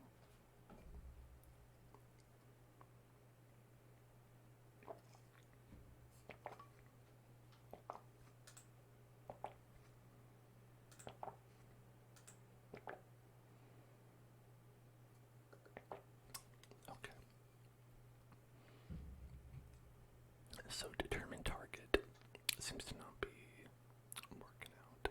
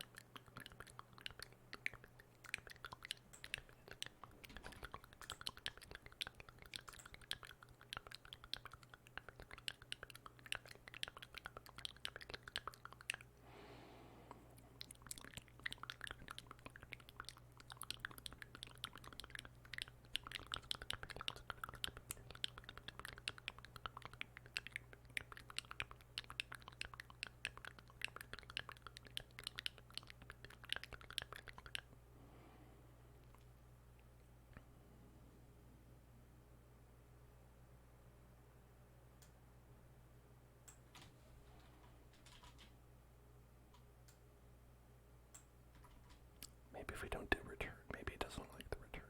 I don't know if it doesn't like the return or not.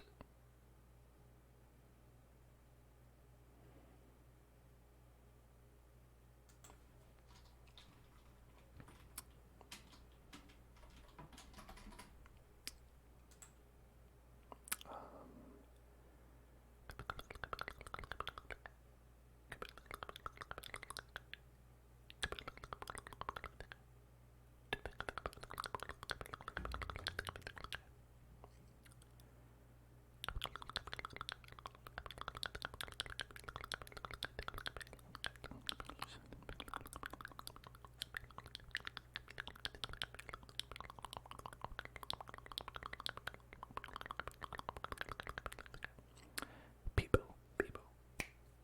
Hey, people. Hey, look at me. People, what's up? Pay attention. Hey, people, people. It's time to get tingles.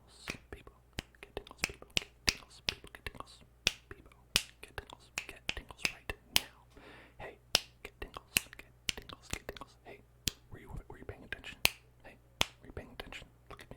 It's time to get tingles. Get tingles right now. Get tingles right now.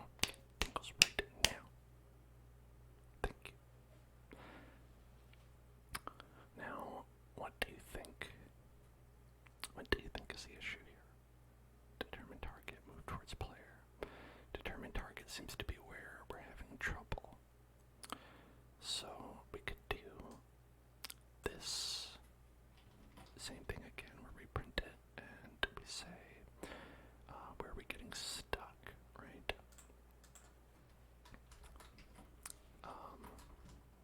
So we could say like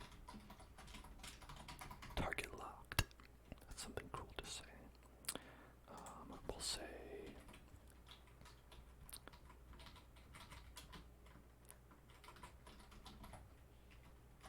searching for target.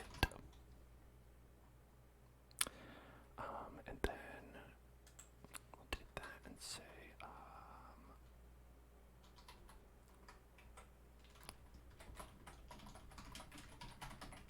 target confirmed. Okay, those are like cool, like little lines that you could say, you might imagine. And we'll see which one of them they say.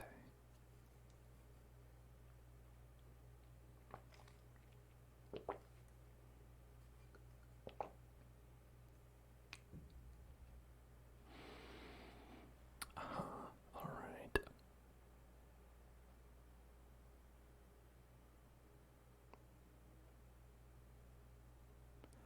Hello.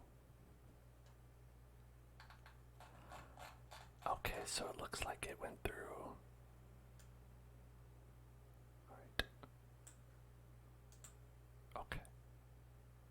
Lots happened here.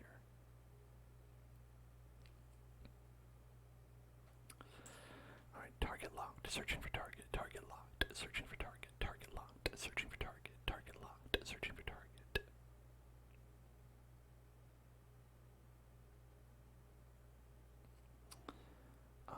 And this happened several times in the same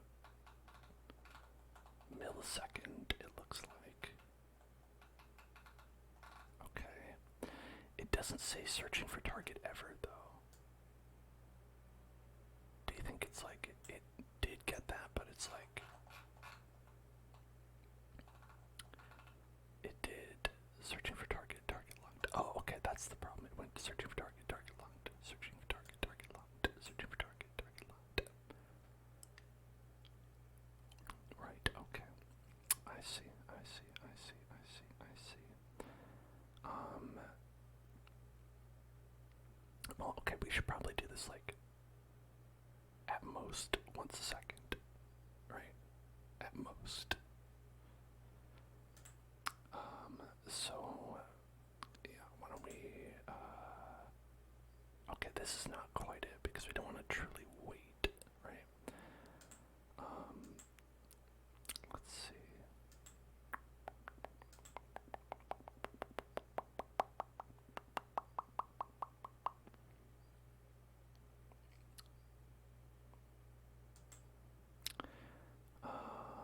Do we have like another example that we did that like is better. There's the kill player, there's the laser trap, there's the nugget, we had the pickups, the pickups, the pickups, the pickups, the pickups, the pickups, the pickups, we have the platforms, the fading platforms, the fade on touch.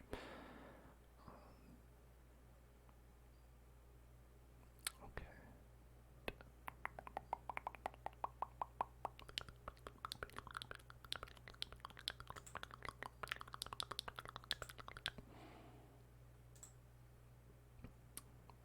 Okay. Why don't we do this?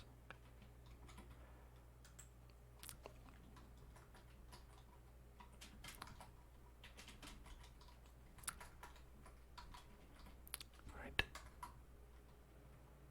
We'll have them do both. Right. Okay. And this will be like wait one. Right. We'll have a wait one right there. Okay, in parentheses, So we'll determine the target once every second, and move towards the player. We could be doing that all the time. It's just that we don't want to do it. Right, if target player is nil, then don't do it. And if target player is not alive, then don't do it. Yeah, okay, that's good.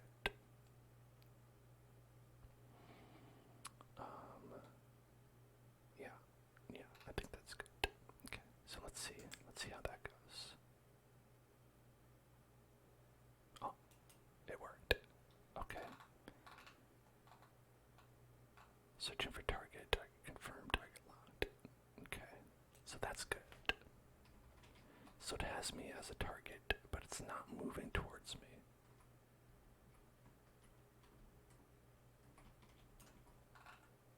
Right? Yeah, it's not really doing that. Searching for target, target locked. Searching for target, target confirmed, target locked. Okay. So, okay.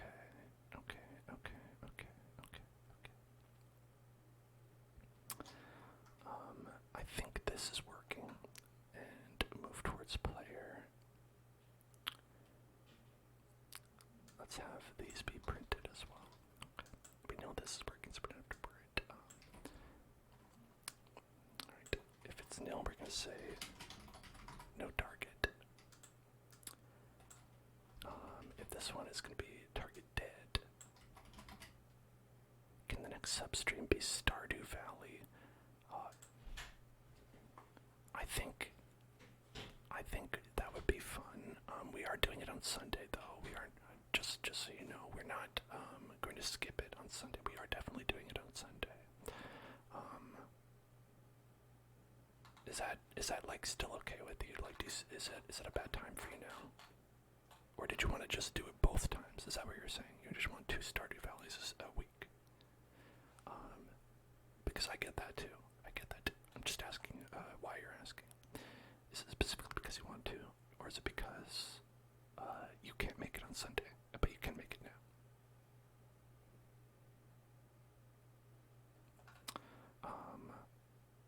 Alright. Oh, both times. I see. Peebo. I see where you're coming from. And I'll take that under consideration. I'll see how we're doing with this game, seeing how if we still have like interest in pursuing this. If not, double Stardew. I don't know. That does sound like a lot of fun to me. I do enjoy our Stardew Valleys. I always have trouble balancing all the things that we want to do.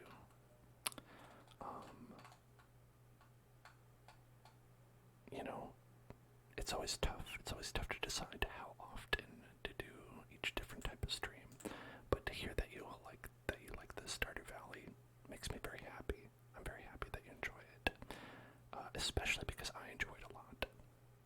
That's always nice.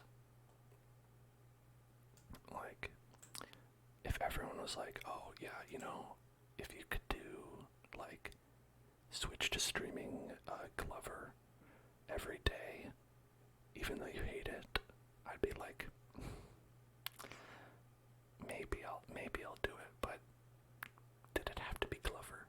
Did it have to be?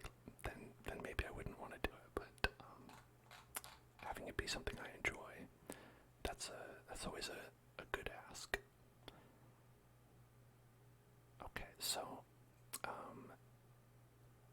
we'll have this print no target or target dead, and then if we are going to move to the location, we'll print moving to location.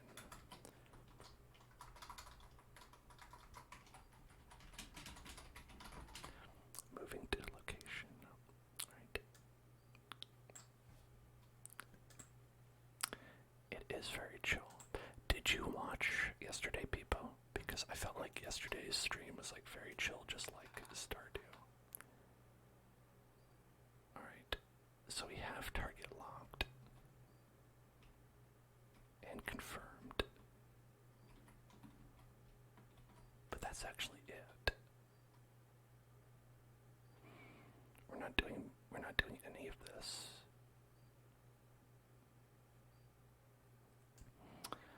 So let's get rid of these. They're printing too much.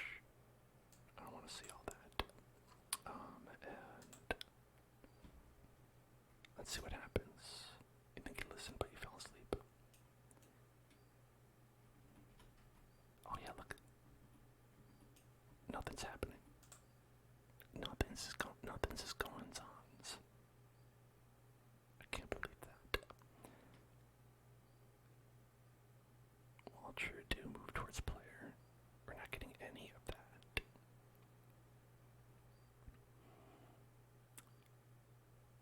Theoretically, that makes no sense to me. That makes no sense. That makes no sense. That makes no sense. Let's see. I want to actually Google Roblox. Did they do coroutines? Did they do coroutines?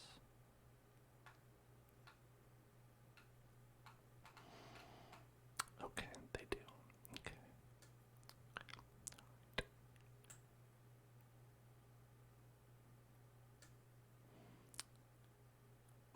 Okay. Okay. New coroutine can be created by providing a function to coroutine.create. Once created, a coroutine doesn't begin running until the first call to coroutine.resume, which passes the arguments to the function. This call returns when the function either halts or calls coroutine.yield. And when this happens, coroutine.resume returns either the values returned by the function, the values sent to coroutine.yield, or an error message. If it does error, the second return value will be thrown in error. I see. I don't know if that's what we wanted. I don't know if that's what we want.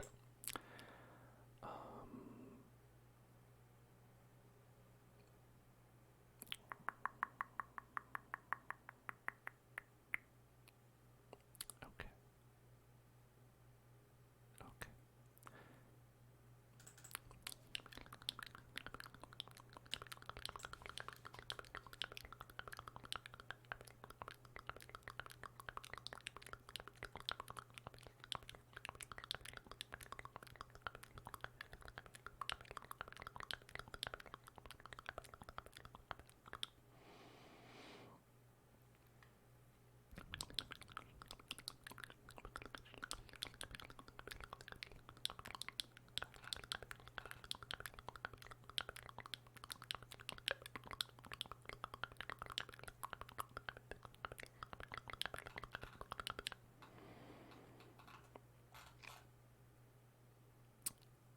So what game are we trying to make?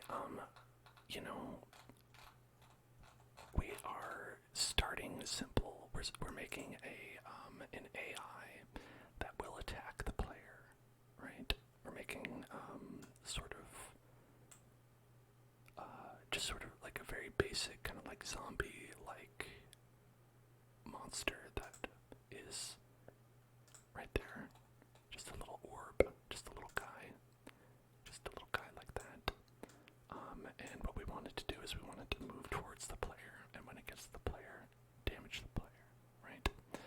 And so it could be evolve into sort of like maybe a Left 4 Dead type of situation where you can team up with people and try to get through a place, survive, without being overwhelmed by these little guys. They don't have to be circles, but this one's a circle.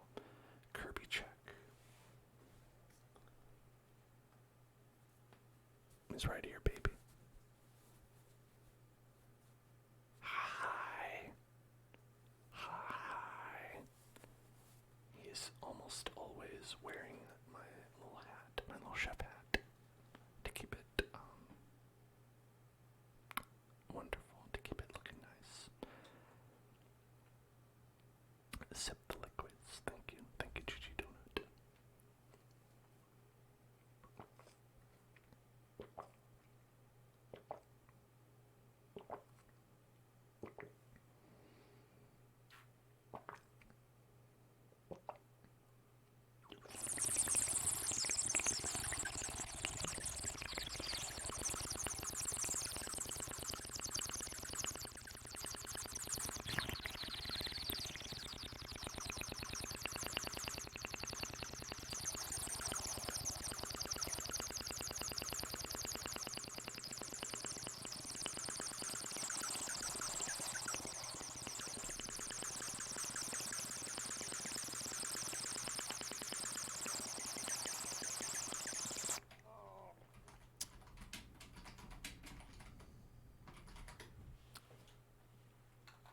Okay.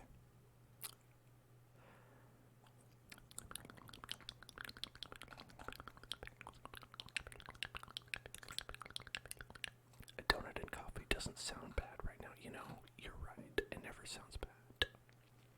If you turn cheese into a liquid, is it now a drink? Yes. I'm glad I could answer for that. And it is a soup. It is a soup, actually. It becomes sort of a cheddar soup at that point.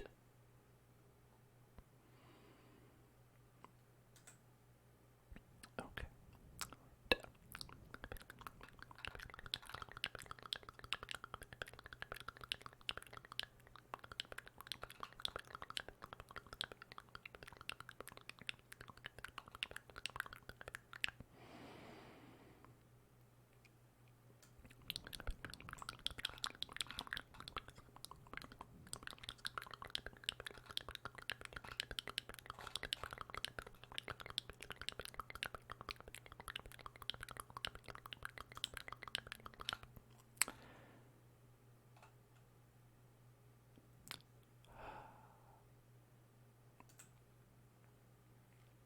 Okay.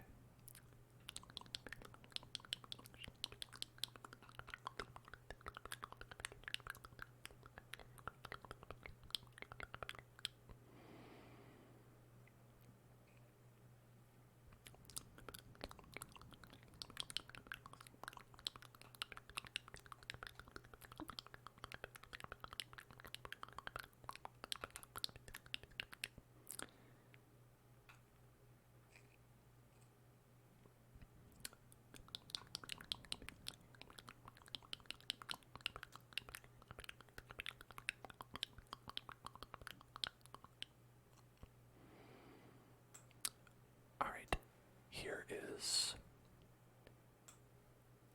a help text that we found. I don't know why this was so hard to find, why this wasn't, whatever, it's okay. So, we have moving to a point, right? Pathfinding, is that something we should do? Creating paths.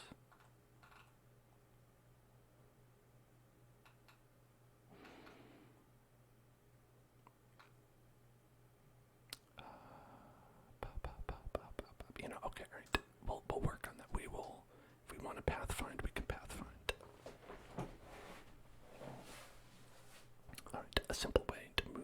NPCs with the humanoid object, a special object that gives a model the functionality of a character even if it doesn't look human. This allows the model to physically move around the place and interact with objects in it. Consider this zombie. Zombies aren't very smart, so we can make it walk in a straight line without worrying if anything is in the way. For convenience, the green flag model inside the game has been named a green flag. Please set as a first destination for the zombie to walk to. Consider this example. Okay.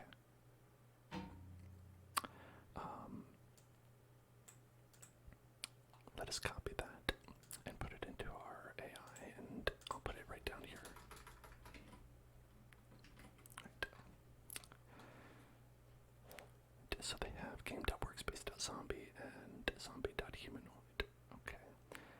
So we can do that. We can have local humanoid, zombie.humanoid. Local humanoid enemy equals enemy dot humanoid, enemy dot humanoid. H, big H, give the big H, give the big H, give the big H. Alright, set the green flag as the destination point. We have a destination point, local point A equals game.workspace dot green flag. Okay. Move to humanoid, move to enemy, move to. So we actually have to call that on the humanoid enemy, right? Move to target position.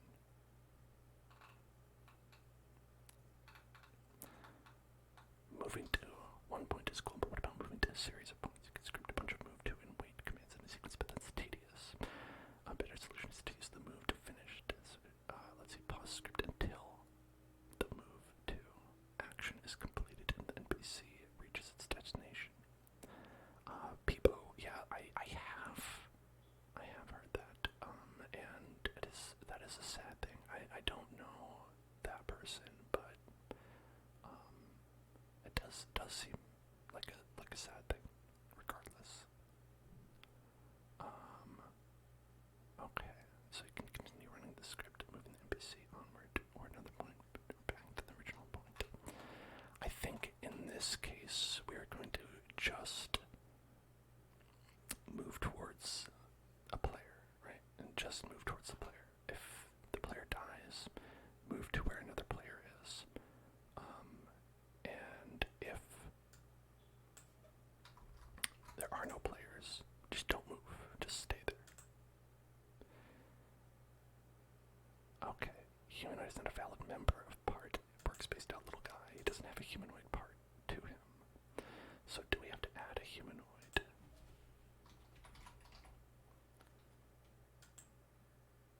Is that? Can I just do that? Can I just add a humanoid?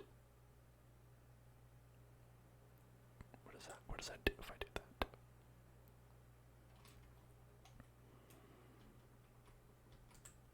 Okay. Consider the orb. Consider the orb. Consider the orb. Consider the orb. You confounding orb. Requires neck, auto rotate, jump, sit, automatic scaling, auto jump, use jump power. Maybe being anchored is the problem. Maybe that's the problem, being anchored.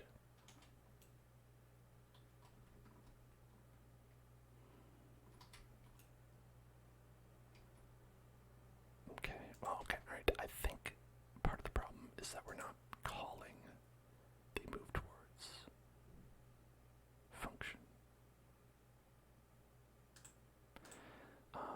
For some reason, I have while true do, right? And maybe you can't have two of those. Let's try. Let's just try this. Hey, Rated X, how are you doing? How's it going? How's it going?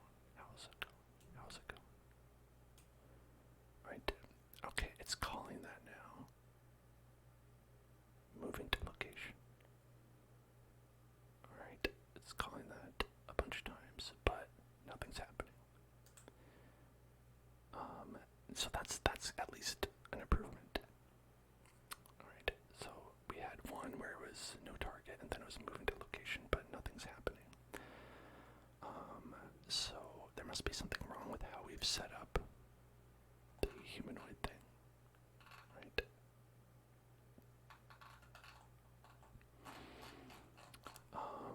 Okay, let's see. What did the plate say? The other plate? I think it said,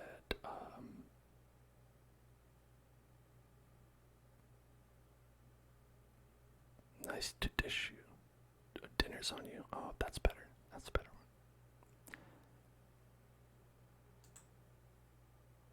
Humanoid. Property of selection lasso. What?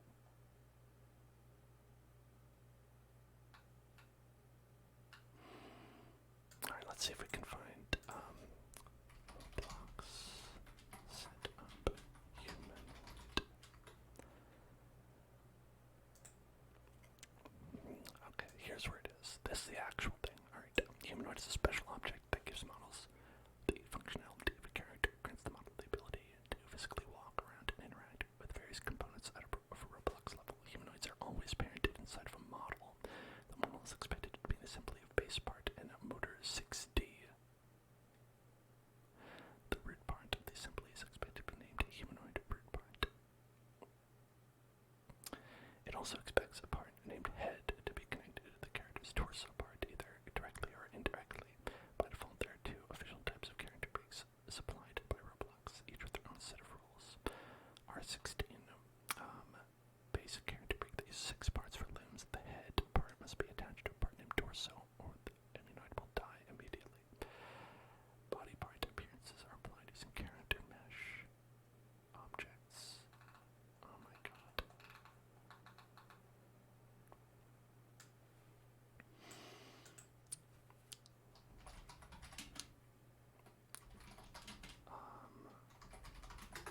There has to be a better way. There has to be a better way. Inaudible whispers. Alright, you got a peepo.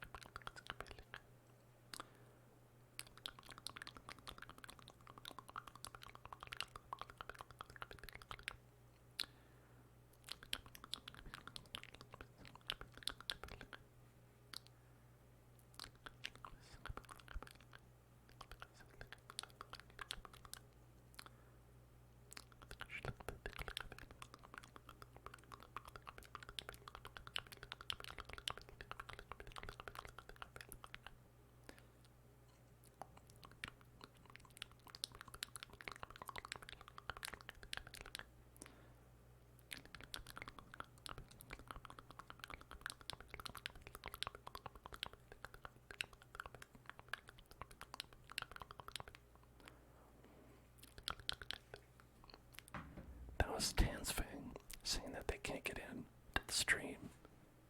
Twitch is keeping Tansfang out. Can you believe it, folks? I don't like it. I don't like that. It shouldn't be the case that that's happening. Tansfang is one subscribed, two a VIP. So he has two different ways that he should be allowed to watch the stream, because VIPs are allowed to watch for free as well. I don't know. I don't get it. I don't get it. But listen, pay attention. Hey, pay attention. Pay attention. Hey, Twitch, pay attention. Pay attention. Pay attention. And fix that. Twitch, fix your website. Pay attention. Hey, get tingles. Get tingles. Get tingles. Get tingles right now. Get tingles right now. Get tingles. Get tingles right now. Get tingles right now. It's time to get tingles. Get tingles. Get tingles. Get tingles. Get tingles. Get tingles. Get tingles. Oh, hello, Tansfang. On your alt account, you have 6-minute preview. Gosh. And Alex, hello. Hello there. Also, probably with a 6-minute preview. Yeah, I was saying how that's redonkulous. That's redonkulous that you wouldn't be able to access the stream. Yeah, they need, like, Twitch shouldn't be broken. Twitch should not be broken like that.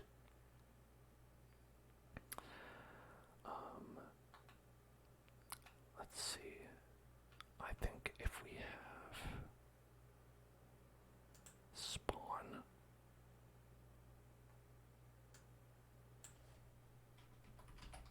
zombie, some sort of zombie, the drooling zombie from Roblox.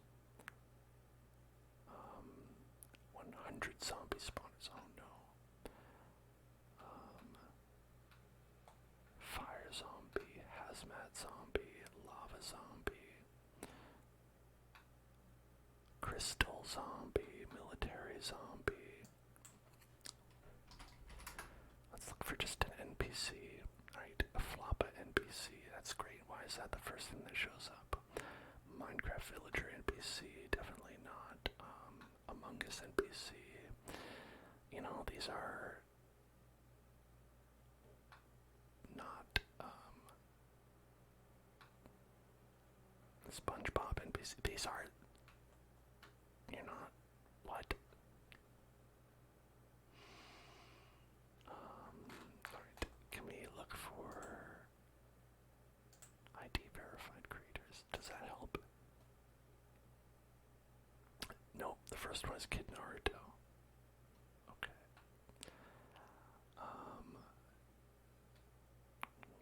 Dancing NPC, skeleton.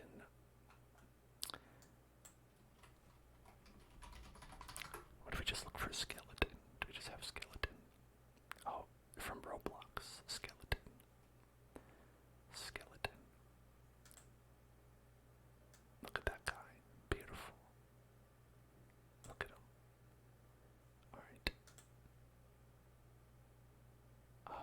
Okay. There. Alright, so this is a character that has a humanoid to it. Alright.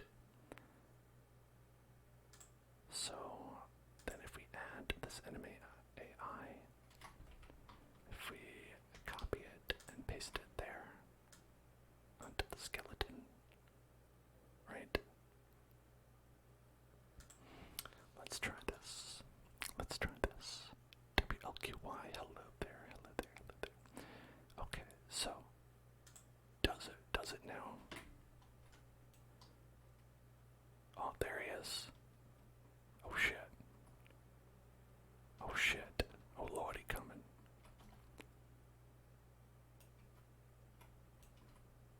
Hey, what's up?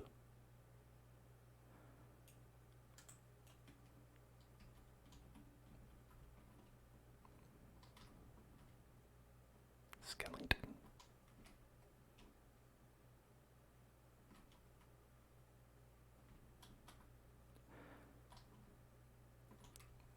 Okay, so I think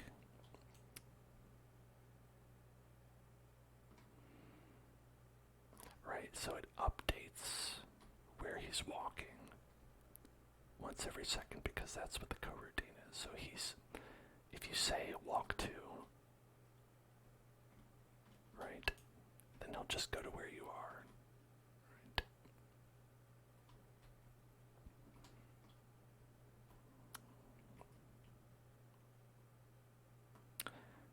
I think that's reasonable. All right, but he's not doing the thing where when he touch, we don't take damage. So that part is not working correctly. Right. So we'll stick with this Skellington man for now. Because that's from Roblox. Roblox has included it. What is this one? This is just a dead skeleton.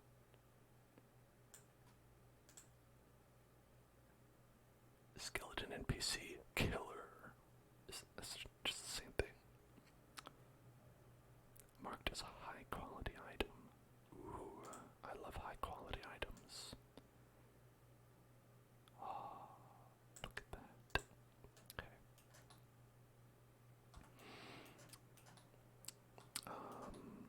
What is this right here? The head.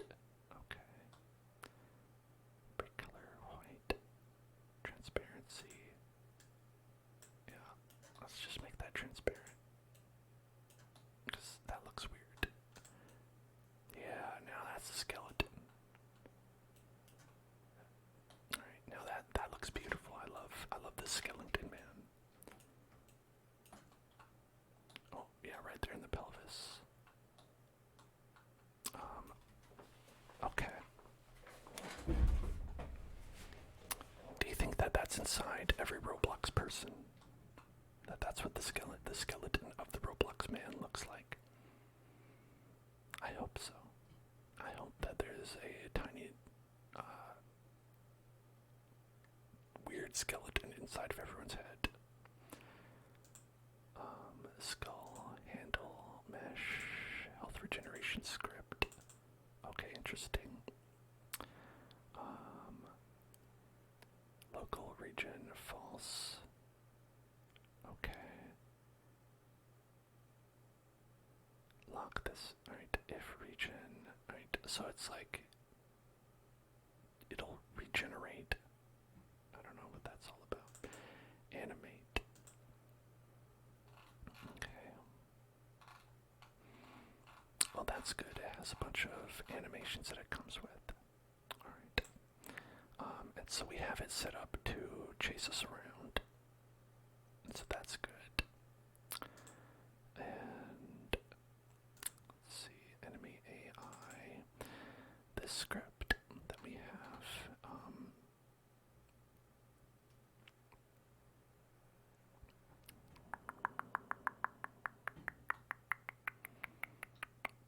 this part isn't working, the damage player, other part, right? Enemy touched, connect, right?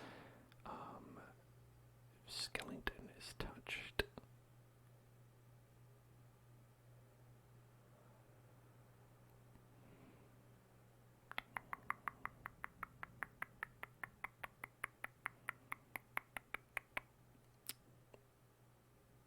I think we want to make it so it's just,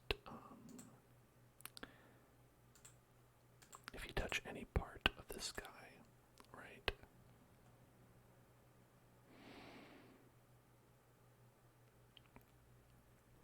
Yeah, so damage player, other part, enemy dot touch to connect. Let's see, could we do it like that? If the humanoid is touched, enemy dot humanoid, maybe, okay, let's try that. Alright, we'll copy that. We'll go and say, whoops, if we do, whoops, yeah. Yeah, humanoid enemy touched, connect damage player, right? Maybe that'll do it anytime you touch any part of the human, right? Alright, here he comes. Come on.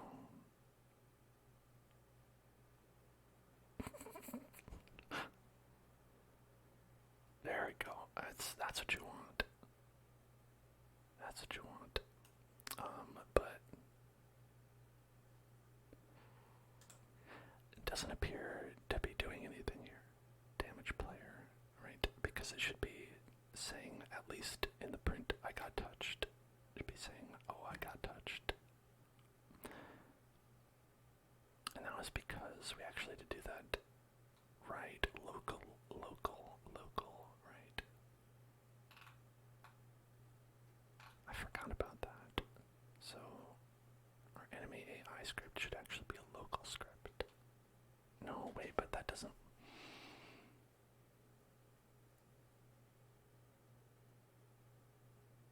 Interesting. Okay, maybe on the player we should have it set up so the player is touched. Okay. And that can be a local script, right? Okay, so player setup, right? We can do starter player, starter players, starter character scripts.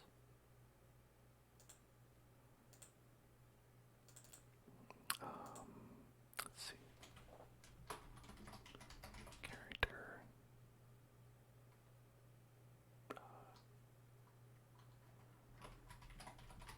Character function. I don't know. I don't know what to call things. Alright. Damage player with another part. It should be basically the same thing. Right. Okay.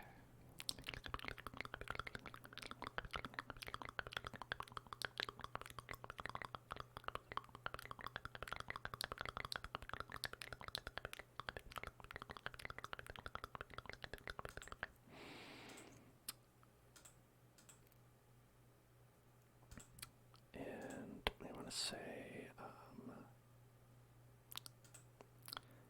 lava dot touch to connect to kill player, right? No, well this one's, hang on, this one works fine as a global thing, right? This one works just fine. Lava script up parent local function kill player, right? Lava touch to connect to kill player. Am I right? Yeah, totally.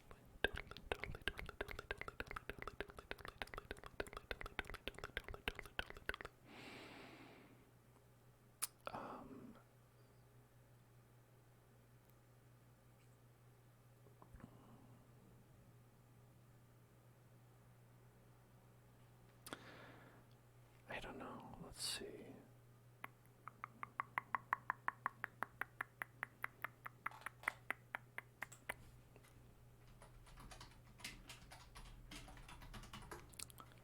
All right. Okay.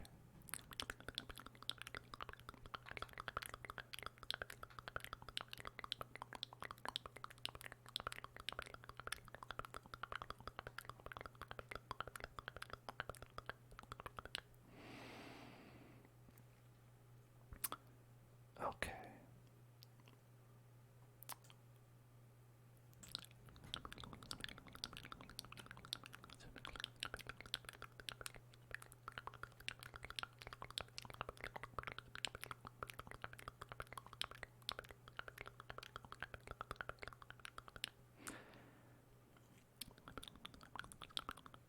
Hello, Doc Doc. Hello there. Hello there. Hello there. Hello there. Hello there. Hello there. And hello, Palmyra, and hello there as well. Hello to you. Hello to you. Hello to you. Hello to you.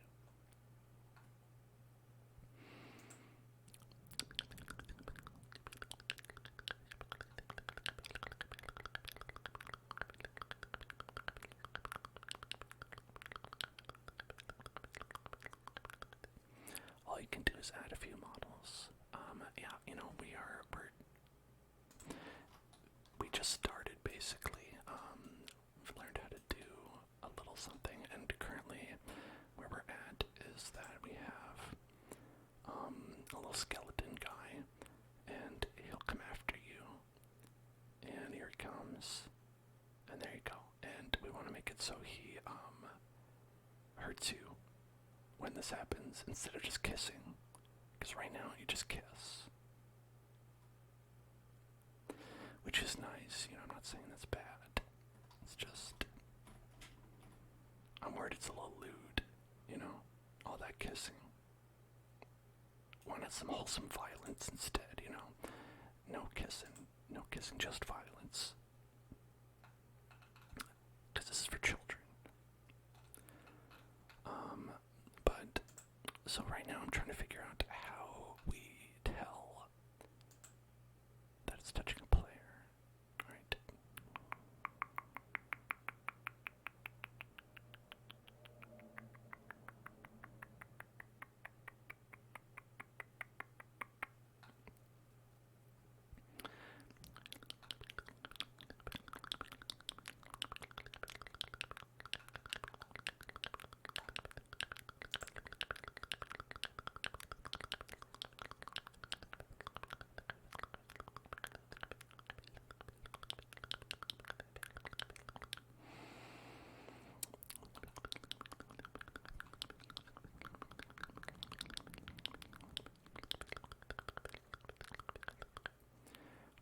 So I think if we have this,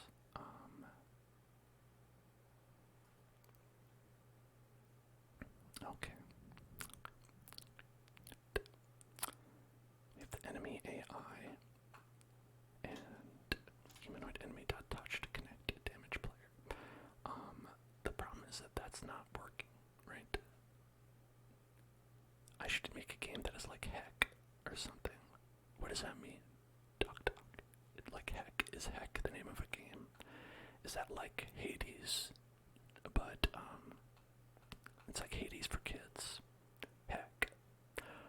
Or maybe like Doom. I feel like Doom for kids would be like heck. Alright.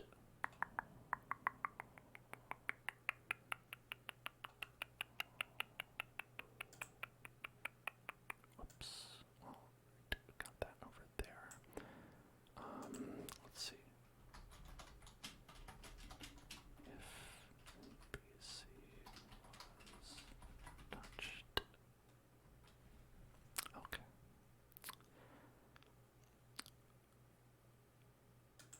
Alright. Okay.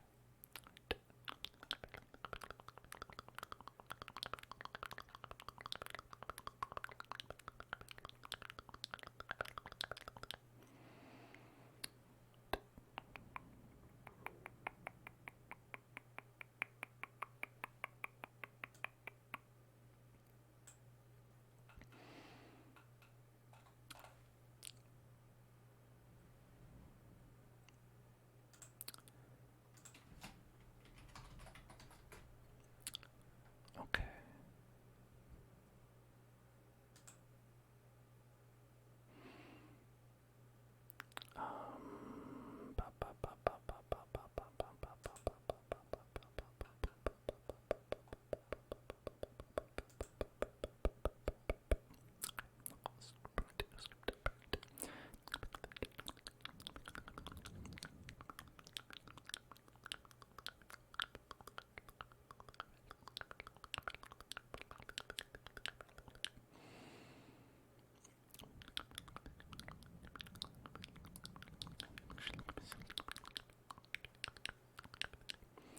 Alright, maybe the problem is that we have a skeleton here that it is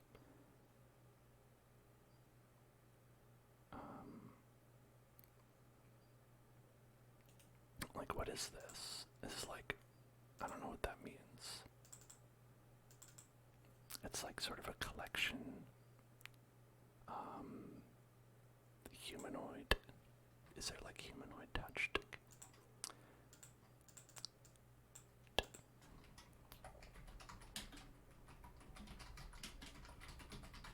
Alright, let's see. Humanoid touched.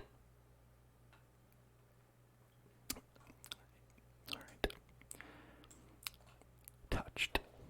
This event fires when one of the humanoid's limbs comes in contact with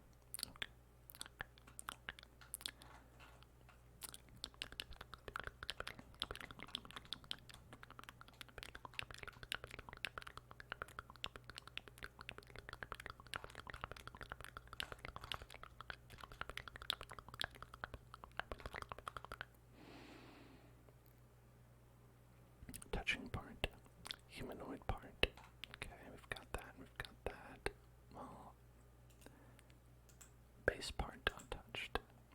Okay, base part, the touched event fires when part. Oh, Joe Mama, thank you for following. Welcome to the Hell Zone. If part A bumps into part B, then part A touched fires with part B, and part B fires with part A. Okay, interesting, interesting, interesting.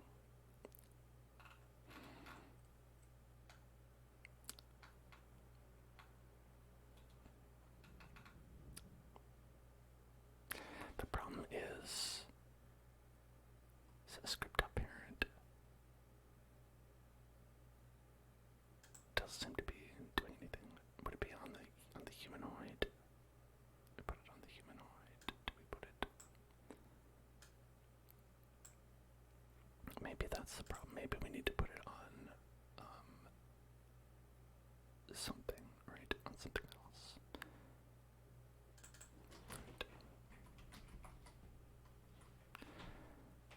Right, because that's what I've been seeing people just saying, yeah, humanoid. Humanoid is not a valid member of humanoid. Okay, yeah, I mean, it does seem to make sense.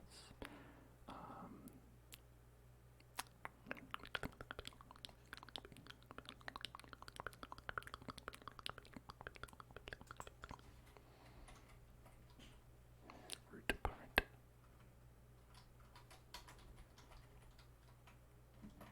Root part dot humanoid. Is that? How about that? Torso is the root part. Okay.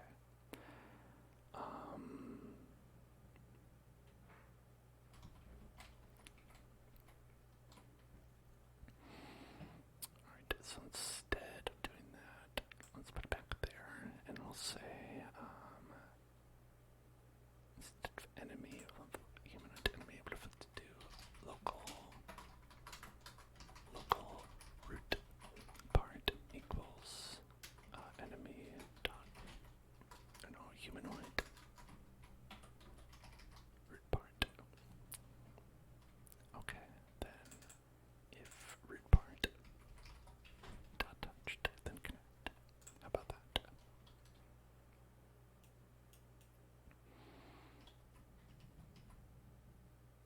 No, nothing. Really? For real? Wow.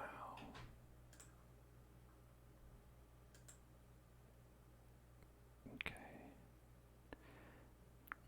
Okay, darker position. Okay, wait, this did an error. Interesting. Okay, target position equals target player. Okay. Then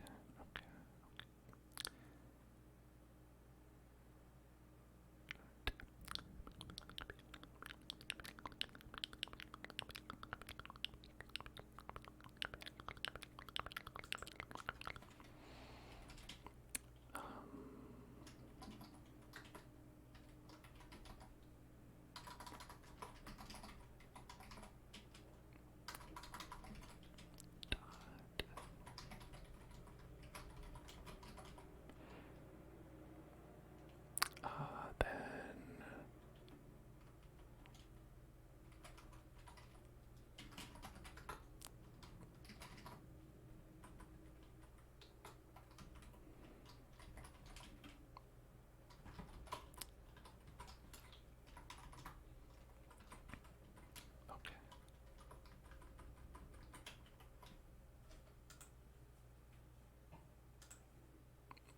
Maybe that's better. No target. Moving to location.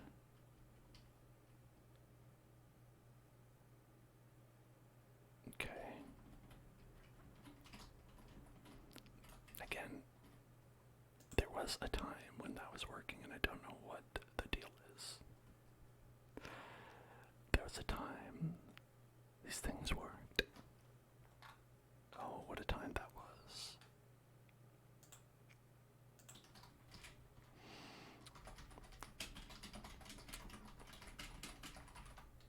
Alright. Okay.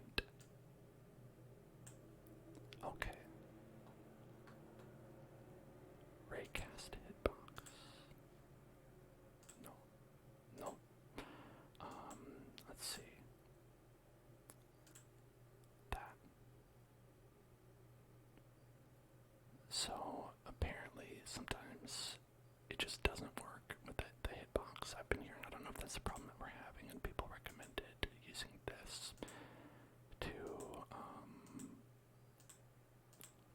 help. I don't know what this is, but I just clicked on it and it opened up. Okay, and so let's see, how do we even use that? What is that? Okay.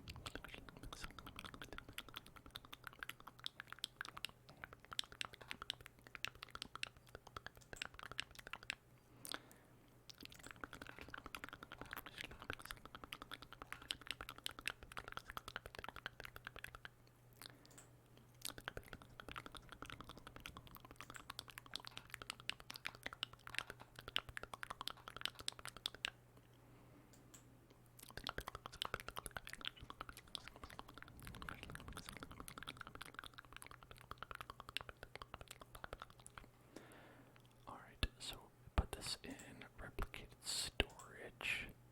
Okay. Replicated storage.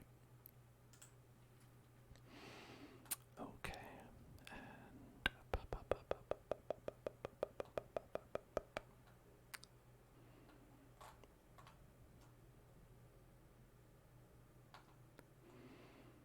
okay. Now they have a couple of tips for using this because it is not actually like part of Roblox. So let's see, insert a part. Just a part. Okay. Right there. I'm gonna call it a hitbox. Call that a hitbox.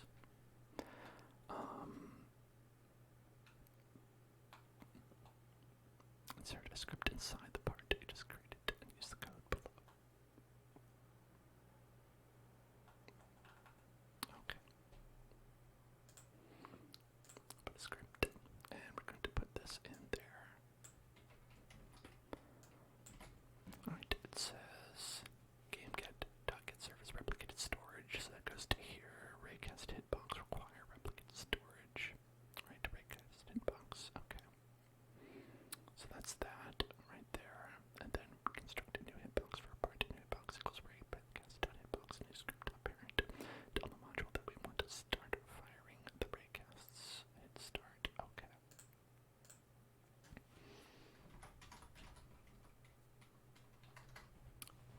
We'll call the script hitbox as well. Right.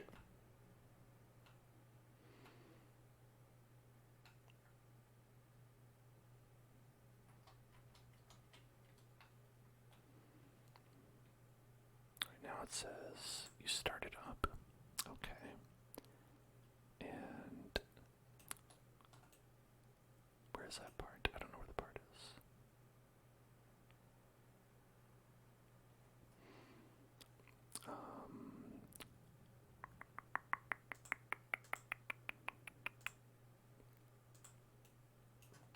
Okay.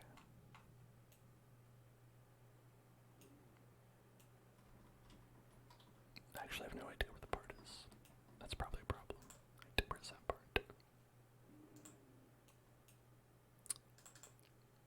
Hello? Where did you go? It's probably,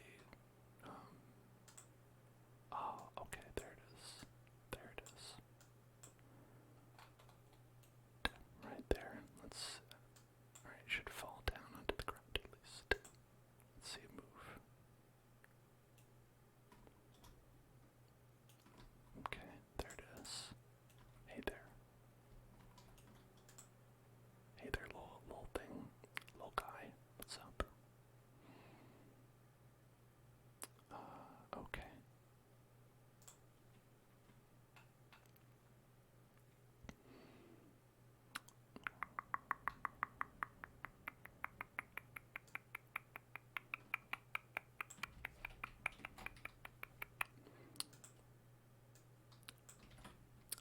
So, makes a new event listener for Raycast hits.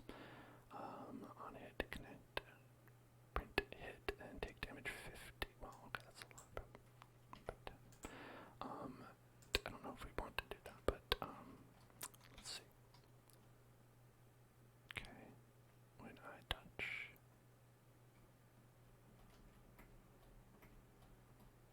yeah, I don't seem to be, doesn't seem to do anything.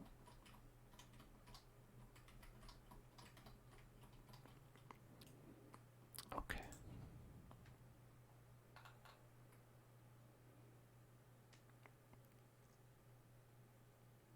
All right.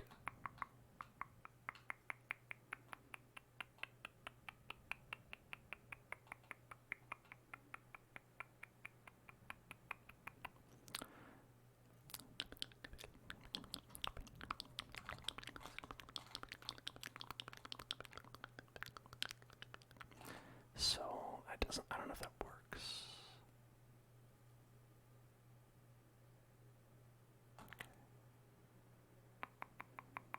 Oh, okay, I missed a step. That's the problem. Okay. That's the problem. Right. Enable constraint details to see the attachments. Right. Where is that? In view, constraint details, constraint details, constraint details, constraint details, constraint details, constraint details, constraint details. I don't see that. I don't know her.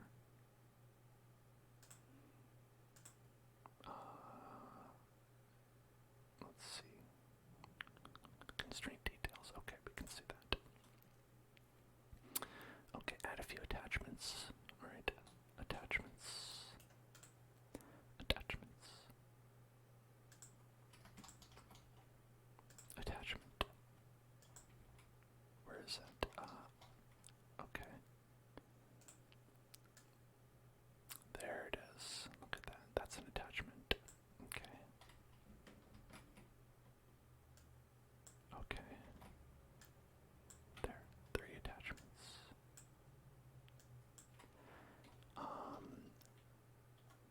Attachments will act as points for the breakcast to shoot out of. Name those attachments to damage point. Default name for the module that looks for so don't interfere with the other. Okay. Damage point.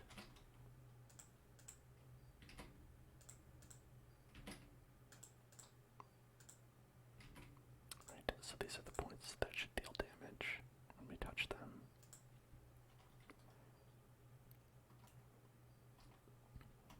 Okay.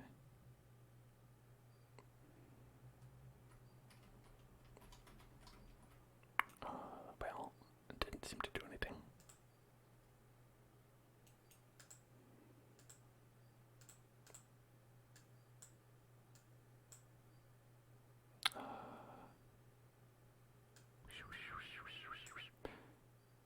It's got the things, right? Yeah, it does. It does seem to have those things. But it seems to do nothing. The things, they do nothing. Okay. Okay.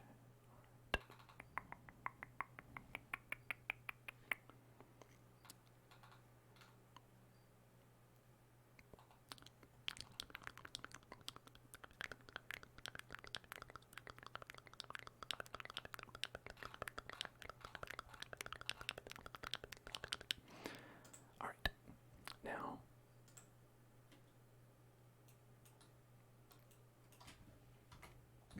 it doesn't work, but that's okay, because we can do something a little bit different. Okay, so let's get this replicated storage, get this all out of there, go back, and do it the hard way. Right? By the hard way, I mean this way. Right? So what we're going to do is we are going to make this man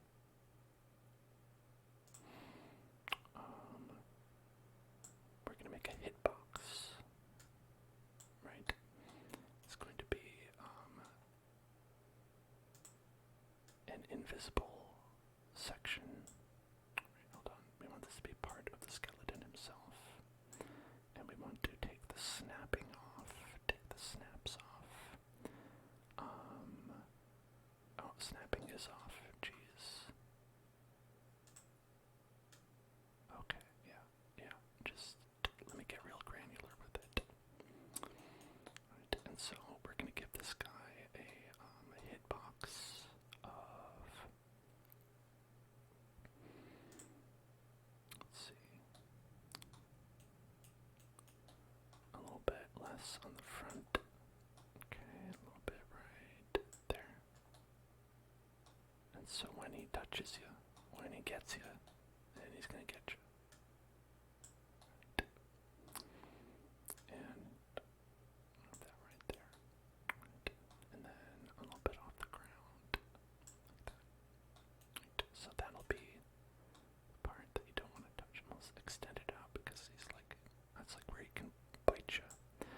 Alright, now we're gonna make it so it's anchored and you cannot collide, but you can touch it, right? Collision group ID 1. How about that? And visibly is going to be invisible, so you can't see it, right? Okay. I don't know why that happens. So we'll call this the hitbox. Right. That's the hitbox. And so then what we're going to do is we're going to find our script that is right here. Instead of root part, it's going to be hitbox. And so we're going to get the enemy dot and I think find first child, which is named hitbox.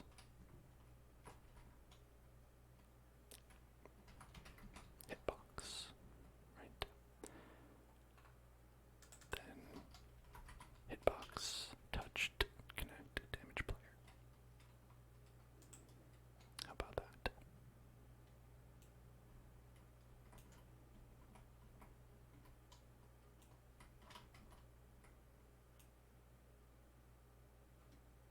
Seems to be not working.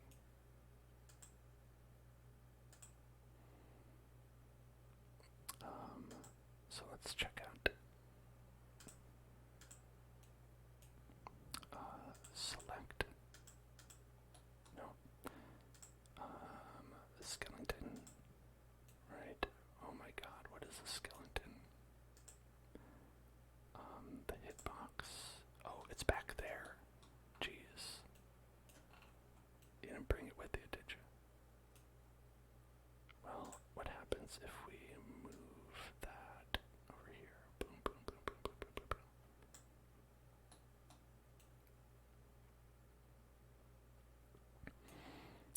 Okay. I thought it would inherit the movement. I don't know why it doesn't. The parent is, I want to do,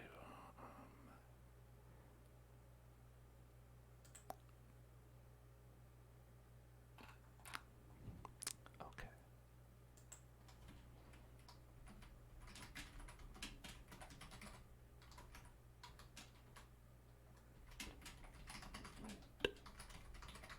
Roblox.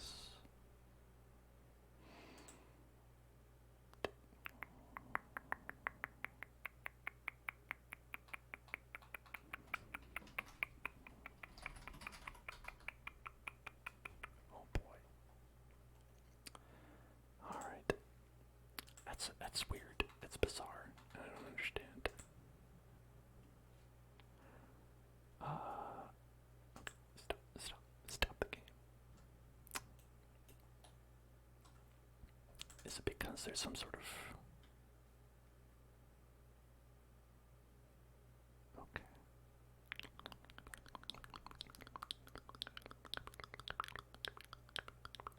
Attempt to index nil with humanoid bird part.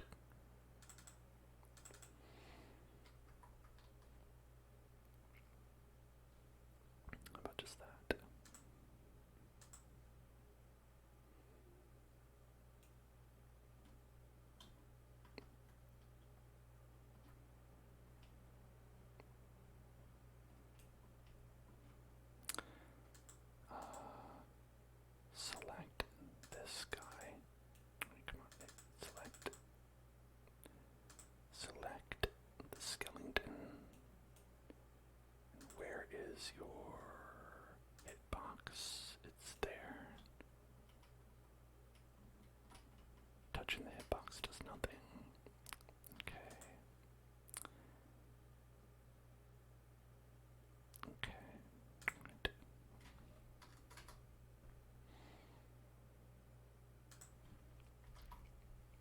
Maybe this hitbox isn't it. Maybe the hitbox is not it. Perhaps there's some sort of other problem that's happening.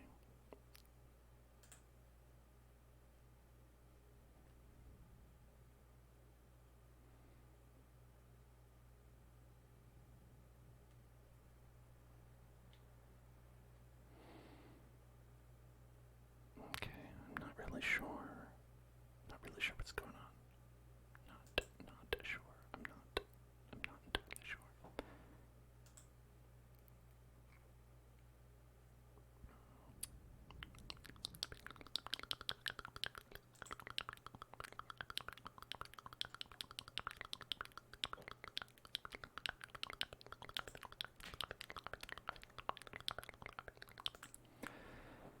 This is a weird one. Very bizarre. Because it should, like, this is not like a programming thing. This, like, should be happening, like, at a functional level. Like, when you touch something, it should say you touch something. Right? If you open up our, this one, we have that on the lava, right? If you just look at the lava that we have lava, touch, kill player, right? I wonder if you can paste it into there, lava. Alright, hey look, you can actually do that. That's kind of fun. Alright, so where is that lava at?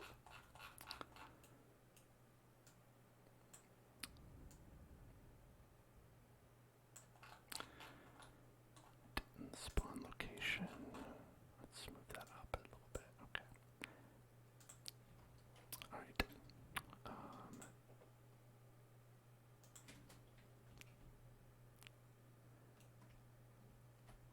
Yeah, see, that works.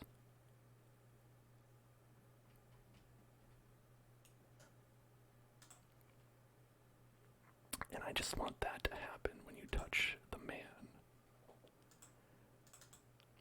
When you touch the man, I want that to happen, right? And it's not happening when you touch the skeleton man.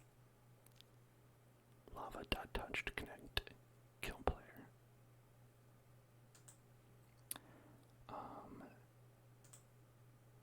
I wonder if it's something in the way that the lava's set up. Cast shadow, archivable, anchor, can collide, can touch.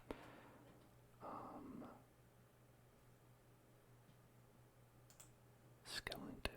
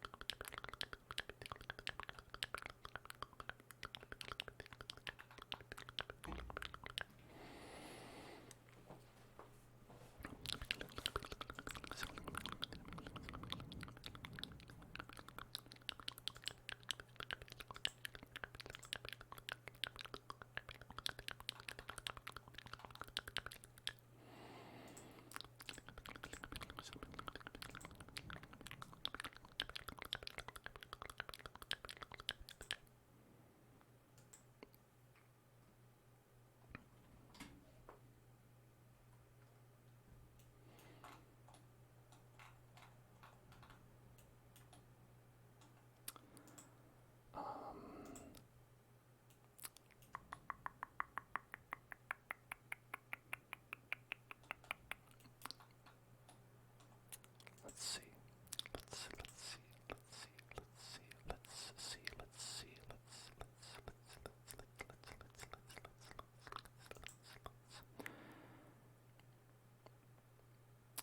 Now, okay, here's another way we can do it. We can calculate distance and damage the player based on that, right? So, oh, well, that's probably going to be, maybe that's not a good way to do it, because because I'm going to have to calculate distance very, very frequently. But, I mean, that shouldn't be, like, a deal breaker.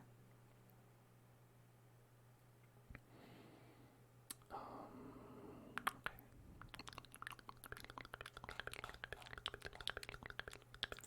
We're going to do it like this.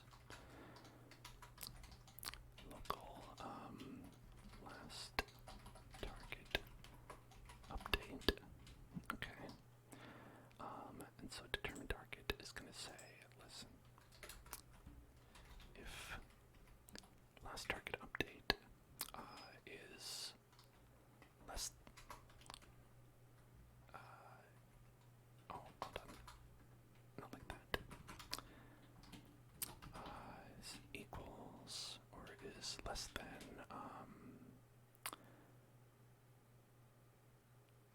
last target update, or, hold on, it's time,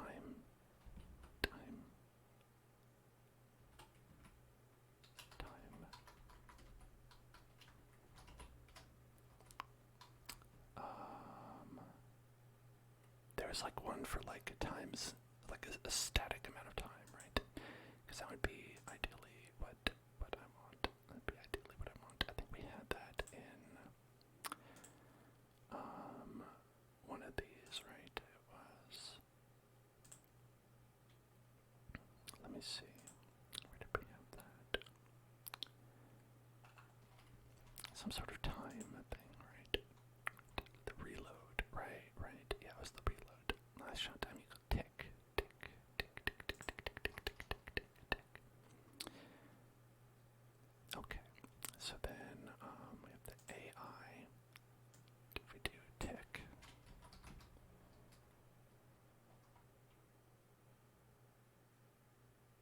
tick plus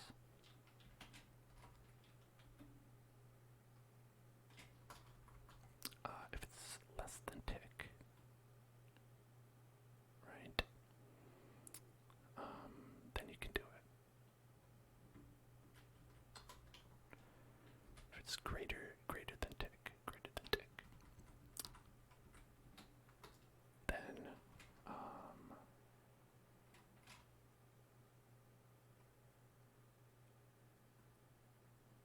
return. Why is that showing up as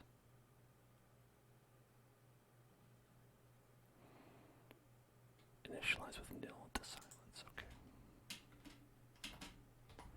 It's equal to 0, right? So if it's greater than tick, then return.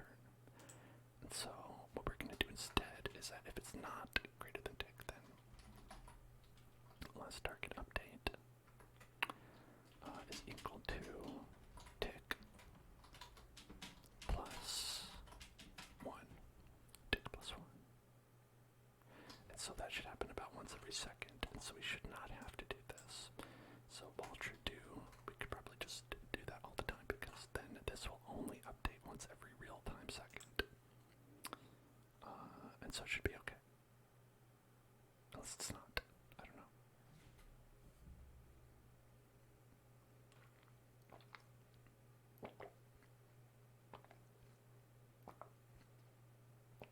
Maybe it's not.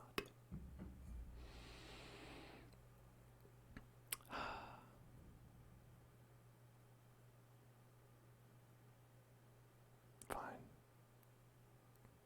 What do I care?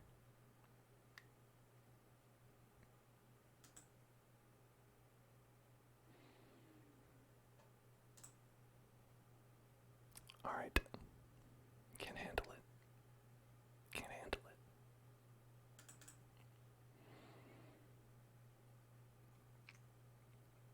Okay, it was move towards player. Right, maybe. Seems that way anyway. So doing that many move towards players was not good. According to them anyway.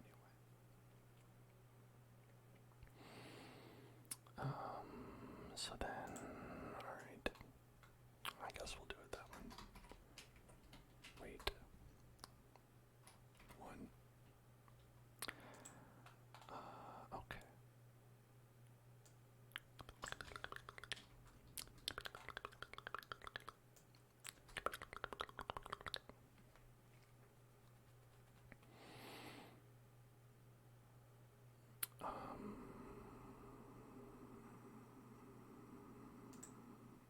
like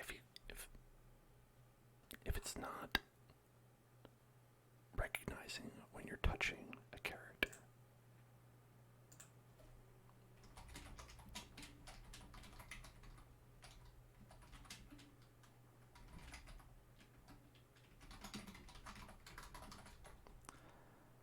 Alright.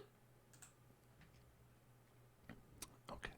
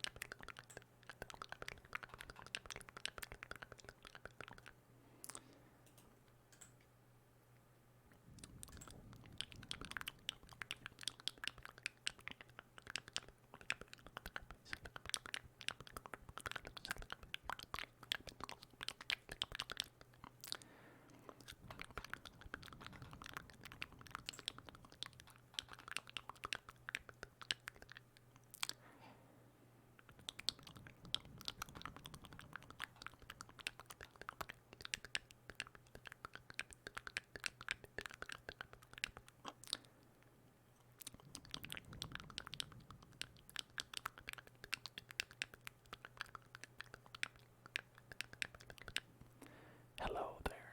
Hello there. Hello there. Hello there. Hello there. Hello there. How are you doing?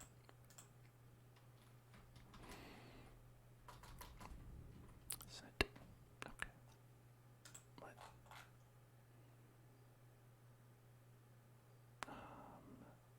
See frame property. Prism size available. Okay.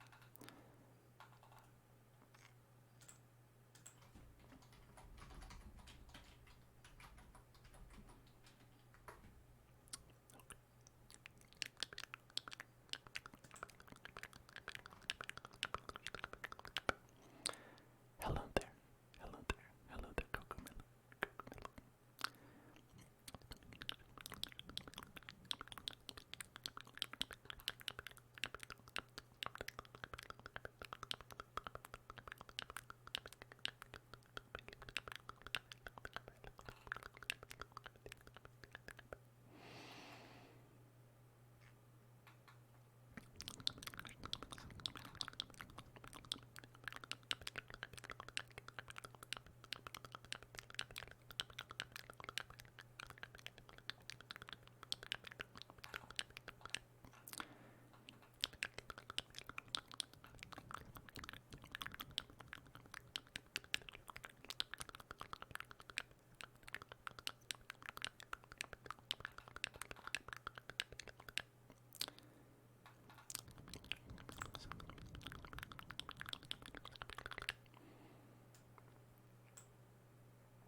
Okay.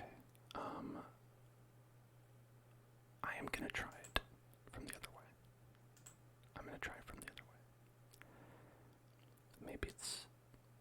Maybe that'll help out.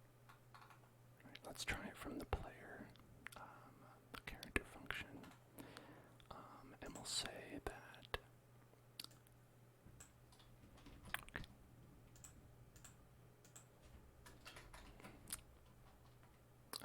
And we'll call this at the top. We'll call local.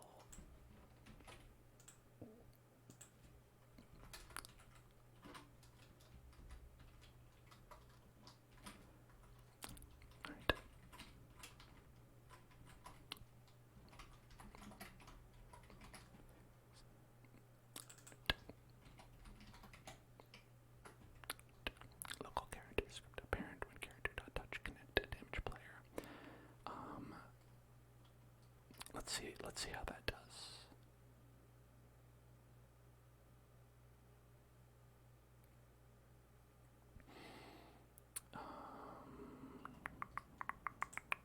Let's try.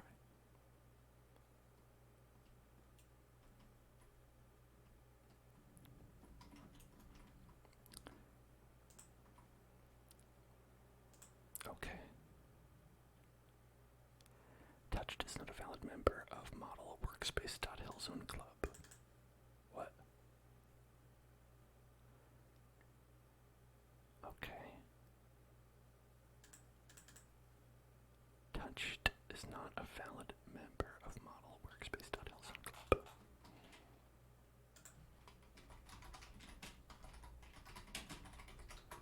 Alright.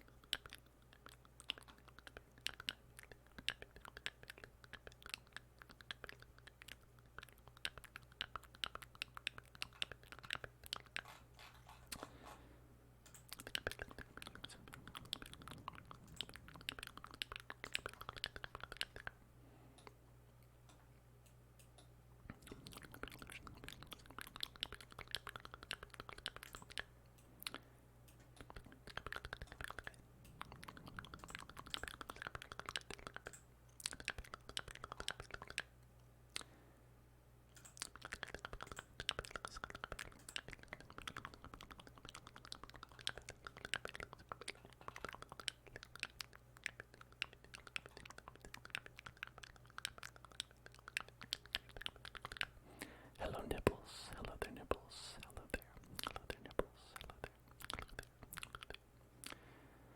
Alright, so character, script to a parent, then we'll do,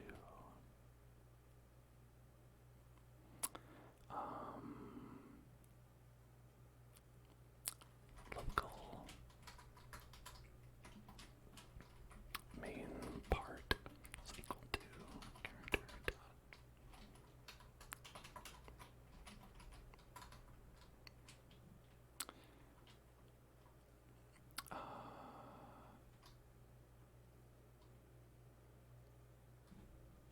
I don't know how to do anything. That's how I feel sometimes. I feel like I don't know actually how to do anything, I believe. Okay. Added player set attribute is live. Humanoid dot connect. Okay.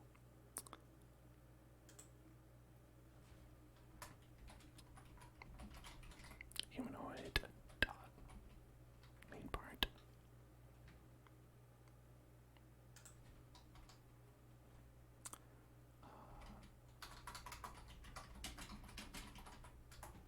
Let's see. Primary part.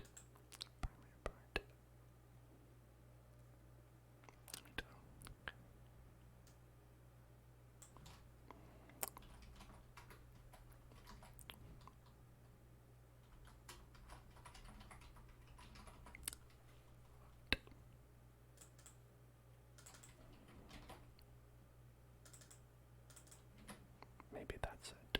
Could that be it? The main part, the primary part. I got touched locally.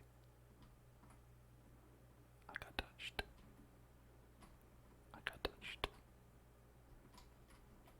Ah. Oh god. Okay, so there's an error when the Skellington touched us. Okay.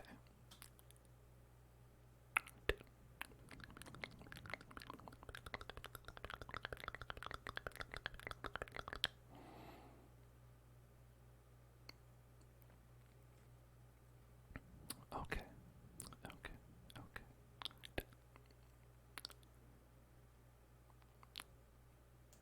I want to find the first child that's called enemy AI, right? Okay.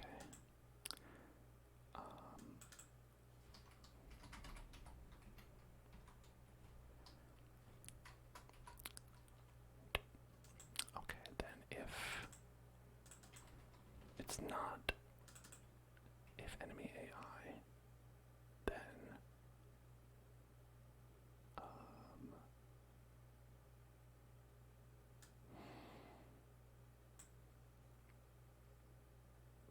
okay, yeah. All right.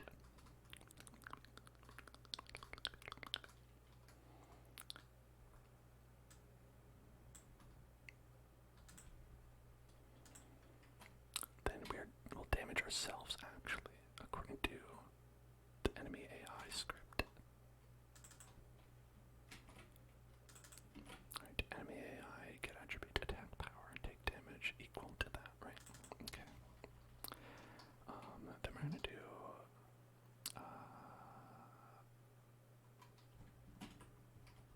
character. Hold on. Damn. Which one is that? Humanoid. Humanoid. Character. Right. Okay. How do we reference the humanoid then?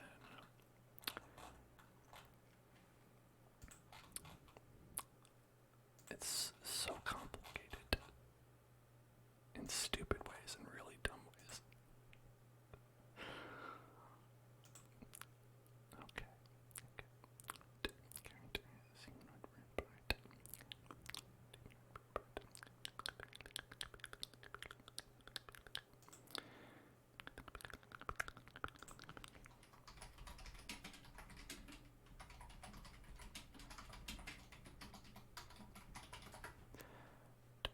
Okay.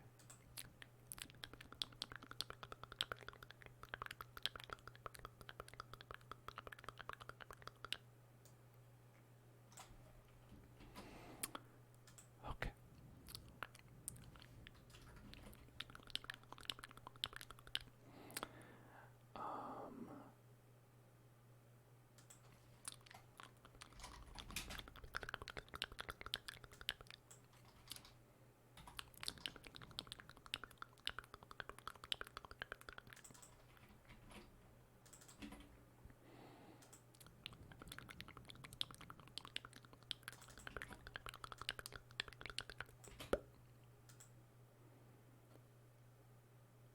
What? Why would that be?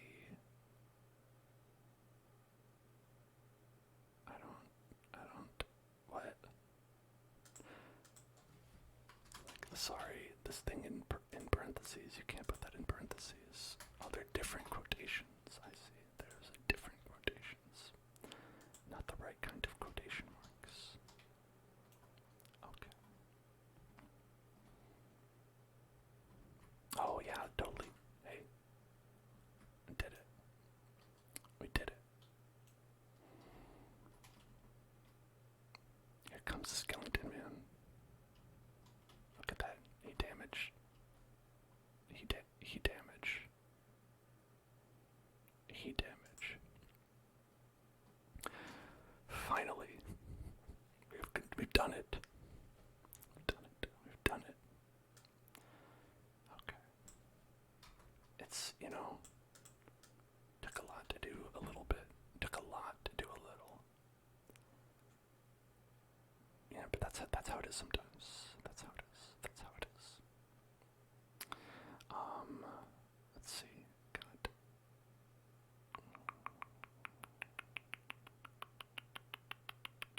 Let's do what we were trying to do before, and then have the tick set up, right? Okay. We're gonna say time since, or last hit time. Last hit time is equal to 0, and then so we're gonna say if last hit time is less than tick plus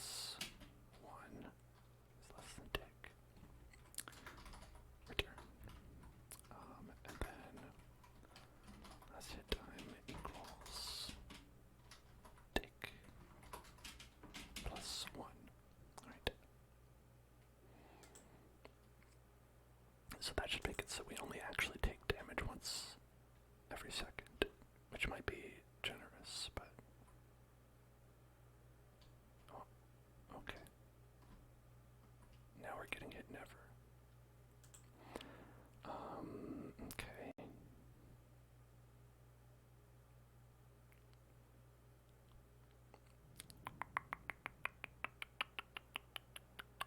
Oh, you know what? Okay.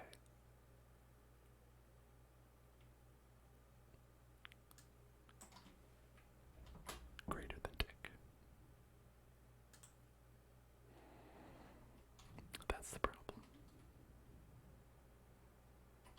Ah.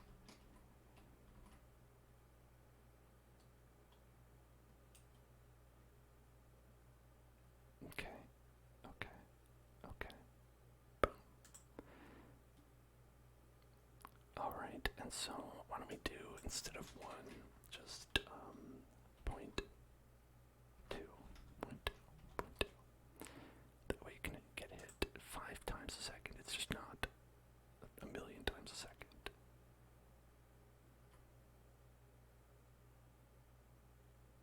Yeah, that's pretty good.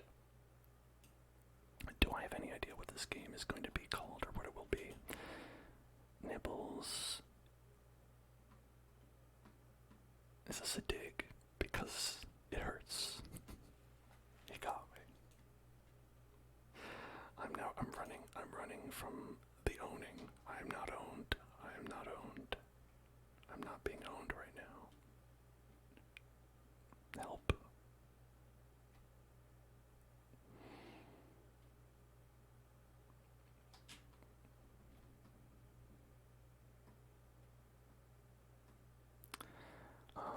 Yeah, so when he gets you, bro, you don't want him to get you. Currently, that's the game. That's the game currently. And we even have points that are going up. That go down to 0 when we get dead.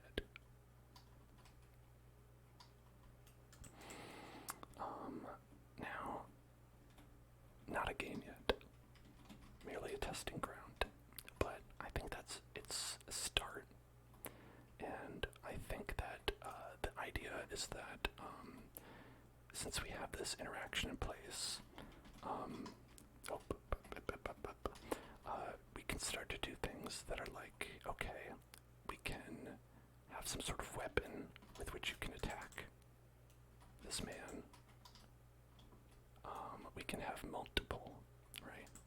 One thing that you can do is, we've got a skeleton, but what if we had lots of skeleton?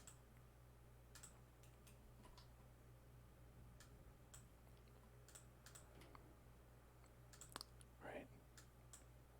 What if you had lots of skeleton? Is there like a better move? I just want to move it. I just want to move. Do I have to actually move it? Can I just like freehand move? I thought I could.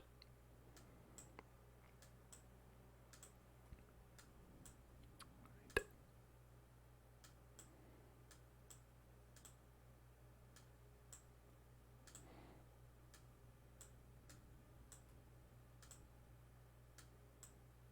There. Let's see how that works.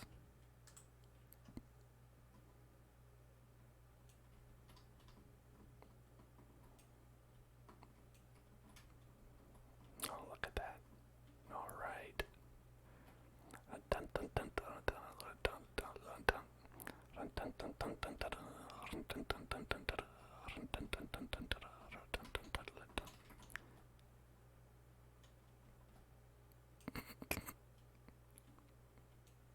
Yes, good skeletons. Skeleton army. I like the way that they like kind of animate but kind of don't animate.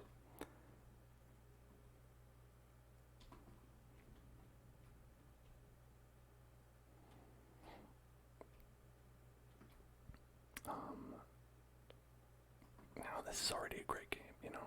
And now what if there were 1,700 of them at the same time?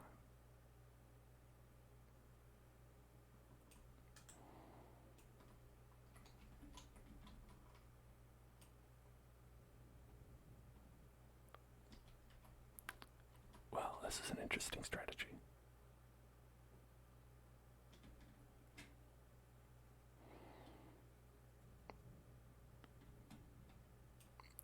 Well, how about that? Apparently the feet don't count for being touched. I would think that they do, but what do I know? What do I know? What do I know? What do I know? Right. Okay, so that ended up doing nothing. Right. We have the enemy AI damaging the player. This ended up doing nothing.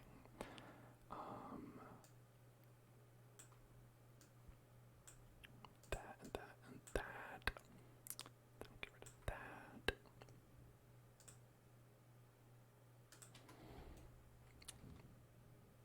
Let's see.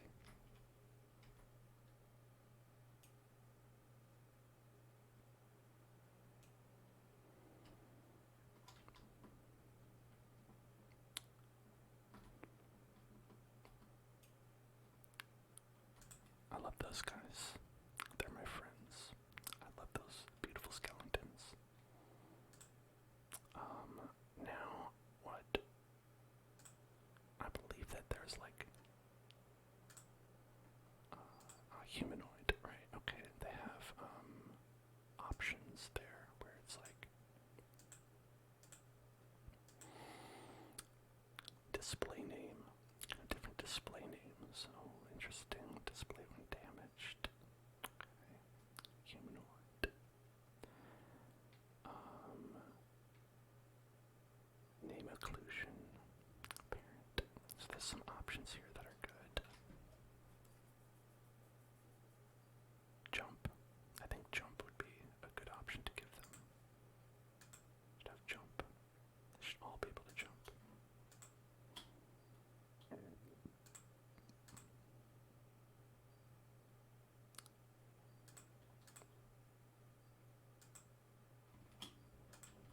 Jumping skeletons.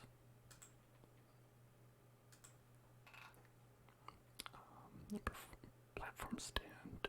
I don't know what that means. Auto jump enable, jump power, use jump power, yeah. Right. Does that mean he's always jumping, or just that he can jump?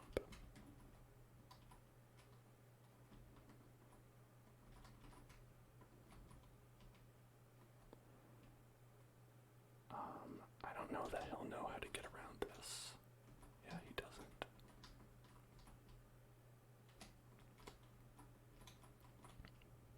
He doesn't know. He's not smart enough to know how to get around that.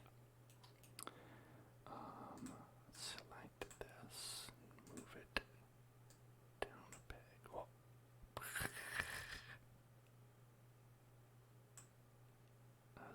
that's funny.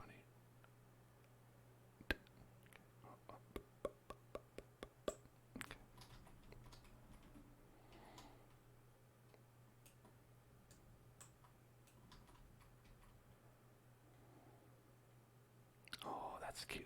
Look, his little head just fits right there. Hey, I'd like to give you a little hug.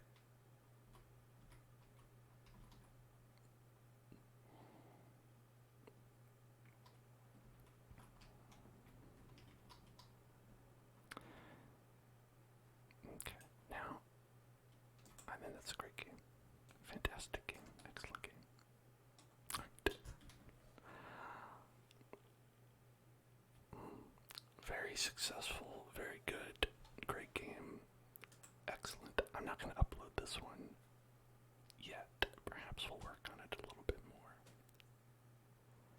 And go for it then. Genoria lost your account. Oh my god. I'm glad you got a new one. Sorry that you got to be Genoria for Genforia. Think about that. Genforia.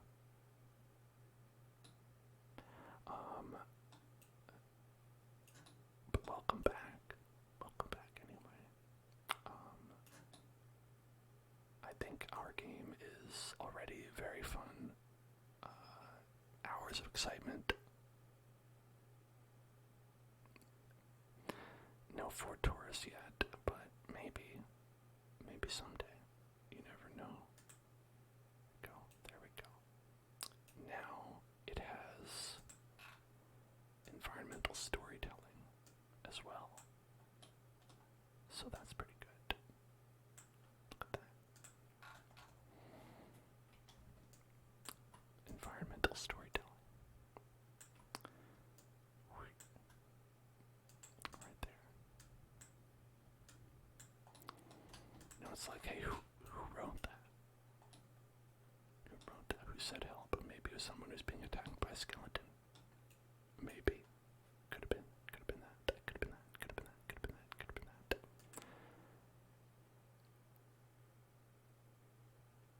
Okay. Did I not save that? Oh my god. Well, alright. Alright, and then yeah, take rid of that. Sometimes just